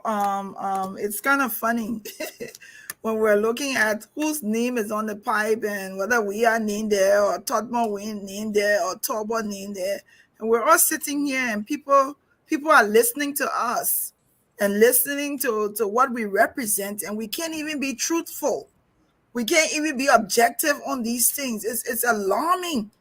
But I'm pretty sure the populace of Liberians that listen to this show and that's watching right now, they heard Mo Ali. They didn't hear Mo Ali admit anything.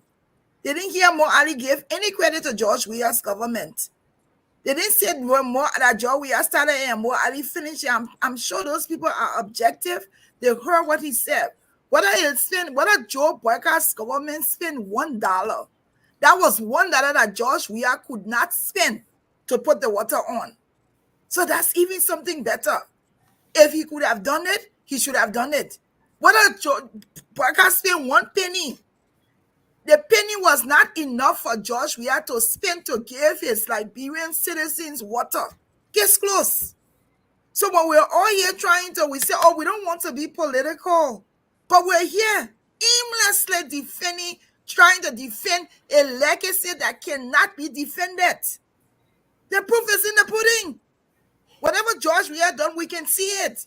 We saw he built his home, he renovated this, he made trips, he traveled around. We saw that. And I keep saying, people will not gravitate towards Ellen Johnson's government to compare it to Boyka. They will look at Weah because he's the immediate past president.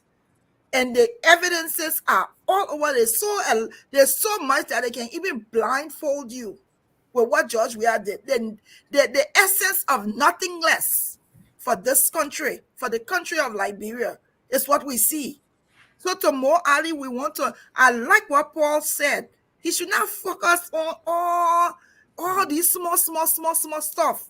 Take for tap. All that we are turning the water on. Even if Mo Ali wanted to have county ceremony yesterday, he should have had it because there was no water before. Whether that cutting rapey or that putting balloons, so thank God for what he had yesterday. We want to thank God for the Liberian citizenry that now has running water. 1 minute, Glendy. They have running water in their homes, and that's it. That is so significant, and that is something that we need to applaud. Not who started the water, whether Thomas Tutman or George Weah. But great show. Thank you, Dr. Richardson. Yeah, thank you. I'm going to do my closing. First of all, I want to just send a shout out to all Liberian women and women around the world. We started this show making some, discrepancies between the women of Liberia, who from the southeast, who's from, Bonkante and Kidma and Bomi and all of those places, and Bassa. We're strong women. Liberian women are very strong. I mean, the things that I heard, some of us men, that my own brother, Mr. Kennedy, mentioned his wife has not questioned him in the past 6 years since he moved to Liberia. We're very strong. That's what I can say. And I want to thank, many of you panelists for at least having some sort of decency on the show, listening to your peers, even whether you disagree or agree with them. It's the whole idea. This is why we come here every day to express our ideas, express our thoughts. And, there are times I understand that we have to leave, but at least, we try to be courteous to each other. Regarding the show, I just want to speak to Liberians personally. Mo Ali is doing the best that he can, but we have to lift our own hands up here. We can't just rely on him and LWSC to do everything. We have a role to play in this. The first rule is we have to pay our bills. Okay, I know it's difficult times, it's struggling times, but if we don't pay the bill, how we expect LWSC to work? How do we expect them to sustain those pipes that are running through the city of Monrovia and areas? And those of you who are blocking the pipes, please, I beg you. Okay, Mr. Ali said they went there at least twice to tell her to please leave the vicinity so they can do their work. Yeah, let's try. Okay, find a way where we can clear the area. for those of you who are obstructing the people from doing their work, I think you mentioned the lift service that people went and build the property over the lift, and he got to go around it to make sure that the people get water in certain parts of the country. Please, I beg you, help out. Okay, be there. Tell them what you want them to do, how they can construct the pipes. Like if you want to pay for it to go around your building, do that, or let them tear your pipe down. Um, I will urge Mr. Ali to audit. Okay, it's always good for you to know what you met. He mentioned two things. He said money was diverted during COVID. I wanted to know more about the money that was diverted. Who diverted the money? What documentations do you have to prove that money was diverted? He also said that he had to cancel a procurement contract because the people did not do the work correctly. All right. I want to know more about that contract as well. How did you cancel it? Was it where the people, the contractors, were they paid? And I will also encourage you, Mr. Moali, to please consider Liberian contractors. Consider them. You started that. I will ask you to consider them as you look for people to outsource the metering and the different water business to those people. I also think I want to recommend that flat rate business that you have, a method of payment. I think you should reconsider that, because it sounds like from what you said, people are abusing the flat rate. I would also put a meter, if you want to continue the flat rate, but put a meter on it so you can know if people are misusing the water, because you mentioned here that when you put a flat rate on, people tend to use more water and sell the water. So you do that and put a meter on it so you can know whether they're for average family, if you're helping a family, or are they really selling the water. Great show, guys. It was very informative. Shows like this, I really appreciate when we can inform the Liberian people. So thank you so much. And Nelson, I'll see you guys later. Enjoy the rest of your day. Bye. Dr. Rezi, can I ask you something quick before we go on the show, if you won't mind? Yeah, so Dr. Rezi, we've been friends for a long time, and you met me, you've seen me. But frankly, I don't know how you feel usually when you address me the way you can address me. You talk to me anyhow, anyway, and I don't know why you always do that. I want you to think about it this way. I got wife. I got kids. I got people living with me. I pay people's school fees. I got followers. I want you to think about it that way. In as much as you know the amount of respect I give you, I see you as a big sister. I'm thinking you want to see me to be a man too, regardless of my age. But when you say these words to me, I can, usually when I'm talking that way, usually what I do, I always go to my phone timer. Like if you see here, this is the time that you. I always do it. So every time I'm saying, like you see here, this is your time. So for me, I talk for 1 minute. I was talking for 1 minute 43 seconds when you say you stop. So I just wanted to end, but then you came more, you rude, you did. 3 minutes I saw nothing. And I'm 1 minute there, 3 minutes there. No, this is Dr. Richardson. She was the last. While we're talking, my big brother called me.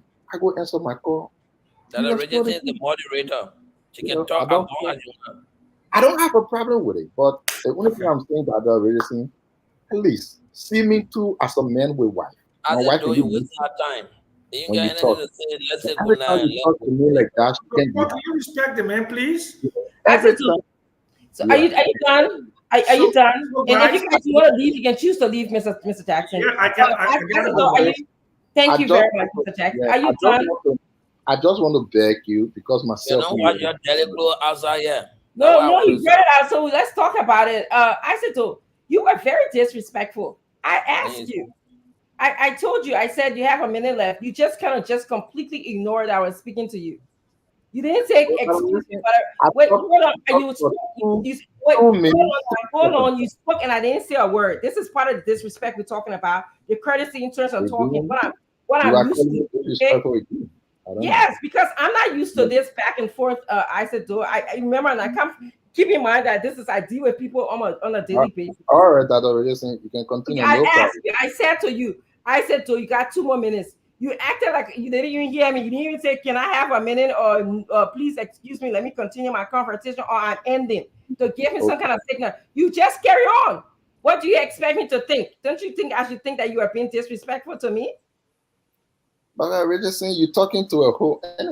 Anyways, go night. It's okay. I mean, I hope you have a yeah, good night. that's the gist of how I gather information, my observation about you. I would never disrespect you. It's not in my nature. I said to you, I respect you. I've told the people on this show how kind you were to my husband and I when we're in Liberia. We lost our luggage. You went to the airport, without even asking you on several occasions. But you on the show today, okay? And this is not the first time you've done that, Isaac. I ask you, many people, Mr. Kennedy, I hope you're listening in the background.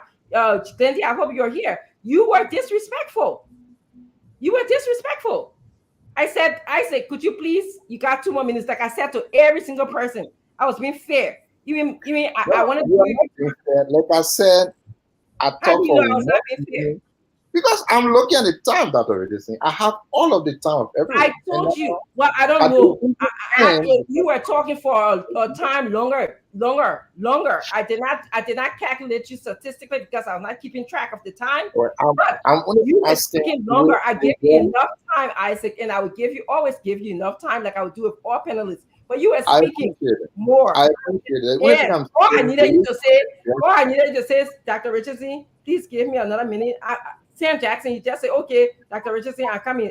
I did the same thing. For some reason, as soon as I ready to talk, you just like I said, I can send you all of the time of everyone, including I said, this is the way I talk. I don't know how you want me to talk. You want me to be oh Papa, I'm sorry, No, not that. The only thing I'm saying, the way you use words on me, you always, I don't know why, you just say I use words on anybody like that. You lucky you're not near me. That you how I talk, because even like when I talk, they say Dr. Richardson being this, that. Know that how I talk. I'm sorry that how I talk. Especially if you get to know me, you will know that how I talk.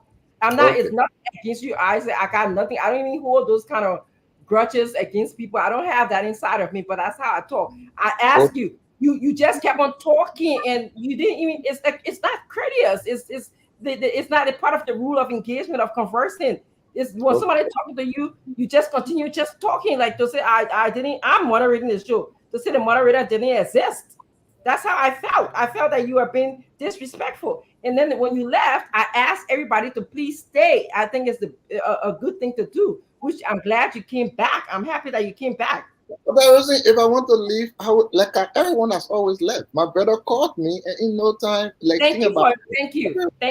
But I was just giving a general announcement. To leave or you coming, I can leave anytime. You yourself, everyone. So why should it be a problem? That's right, brother. I'm just asking I asked all of us panelists to please stay. That's what I did. Just stay. That I think it's uncouth for one person to be speaking and then the other person just leave, especially when we come to our closing. We all do leave periodically during the show. But I just thought you only waited when Sam Jackson finished because that you guys align with your thinking thoughts, your process. You left, and I thought that just didn't, it didn't feel right to me. So I made the announcement that everybody should stay. But I have nothing against you, Isaac. I have nothing personal against you. Life is too good for me to come sit down and be letting you rent space in my head for free.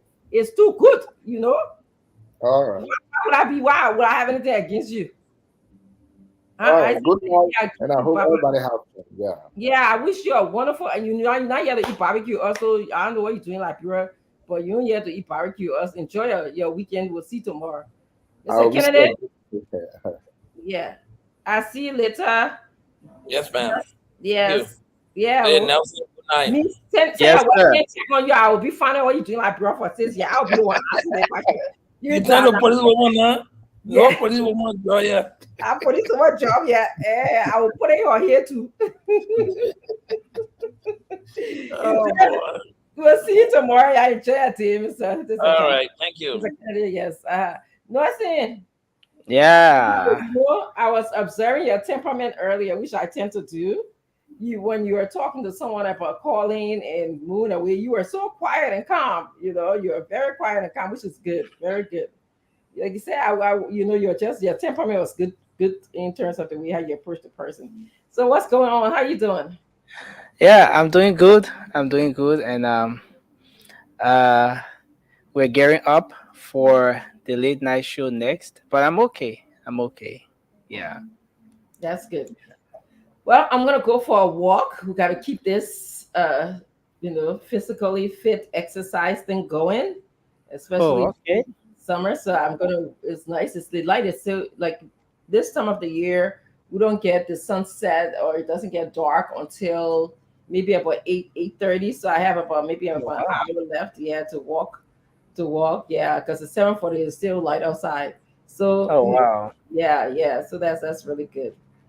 Yeah. Ah, yeah, in Liberia, the darkness already, and I came ever since. Yeah, it's been coming at least around what 6:30, 6:15. Oh, wow. Yeah. Okay. One of the reasons why we have the light out because we Mm, changed the time. Um okay. at certain times we spring forward and then certain times we spring backward. Well, I will talk to you later. I will see you later and enjoy your show tonight, okay? Yes, ma'am. All Thank right. you very much, and Okay. Bye we bye. look forward to seeing you tomorrow again. Um, and to our followers, man, we say thanks to all of you for always being here. We appreciate the fact that you make up time every time to be here with us on Spoon Talk. As you know, this is where Liberians gather to get the news, and it's beyond just the Liberian community. People from across the world wanting to know what's happening in Liberia, what are the issues that are making it up on the discussions and in across the country in different quarters. This is where they gather to get the information, authentic information, and this show, as you know, brings you face to face with the policymakers. You saw the MD of the LWSC was here for over an hour, just providing information. So that's what you get here every time on Spoon Talk. And I want to say thanks to all of you for always being here. So we'll be here again tomorrow. The weekend edition of Spoon Talk will be back on your radio. My cousin Fatima, good evening. Hope you're having a good time. I see a lot of you, Zoe Power, Lofty Smith, Moses Ketor, Tita Brown, and all of you are always following Spoon Talk. We appreciate you. Nancy Bala, I see Mr. Bill Kazan, and all of you, we appreciate you. Thanks for always making up time to be here with us on Spoon Talk. So we're off for now. Coming up next will be the late night show. The late night politics on Spoon will be coming up shortly. And yes, so I want to say thanks to you again. Thanks to our folks in Radio Lane as well. And I appreciate all of you across Liberia who put your radio on to listen to this program every night. Thanks for being here. Thanks to our partner radio stations. You put on your transmitters and making sure that Liberians are informed. You do this across Liberia. Several radio frequencies. Sometimes you relay the program even without telling us. We appreciate you for being a part of this journey to ensure that Liberians are informed. So they will come your way again. My name is Nelson Colette. Okay, so let me just do this. Let me just do this real quick. A special congratulations to Elijah Walker. Elijah Walker, you graduated from the Finneyson University in New Jersey with a master's in education, behavior, and autism studies. Your family, the Walker family, is saying congratulations to you. They're proud of you, and they're wishing you all the best. And congratulations again. That's you, Elijah Walker. And to all of you across the country, thanks for being here. All of you celebrating birthdays today, happy birthday to you. And so that's how we turn it off for tonight. You can join us on the late night show. That is if you can. Bye bye for now.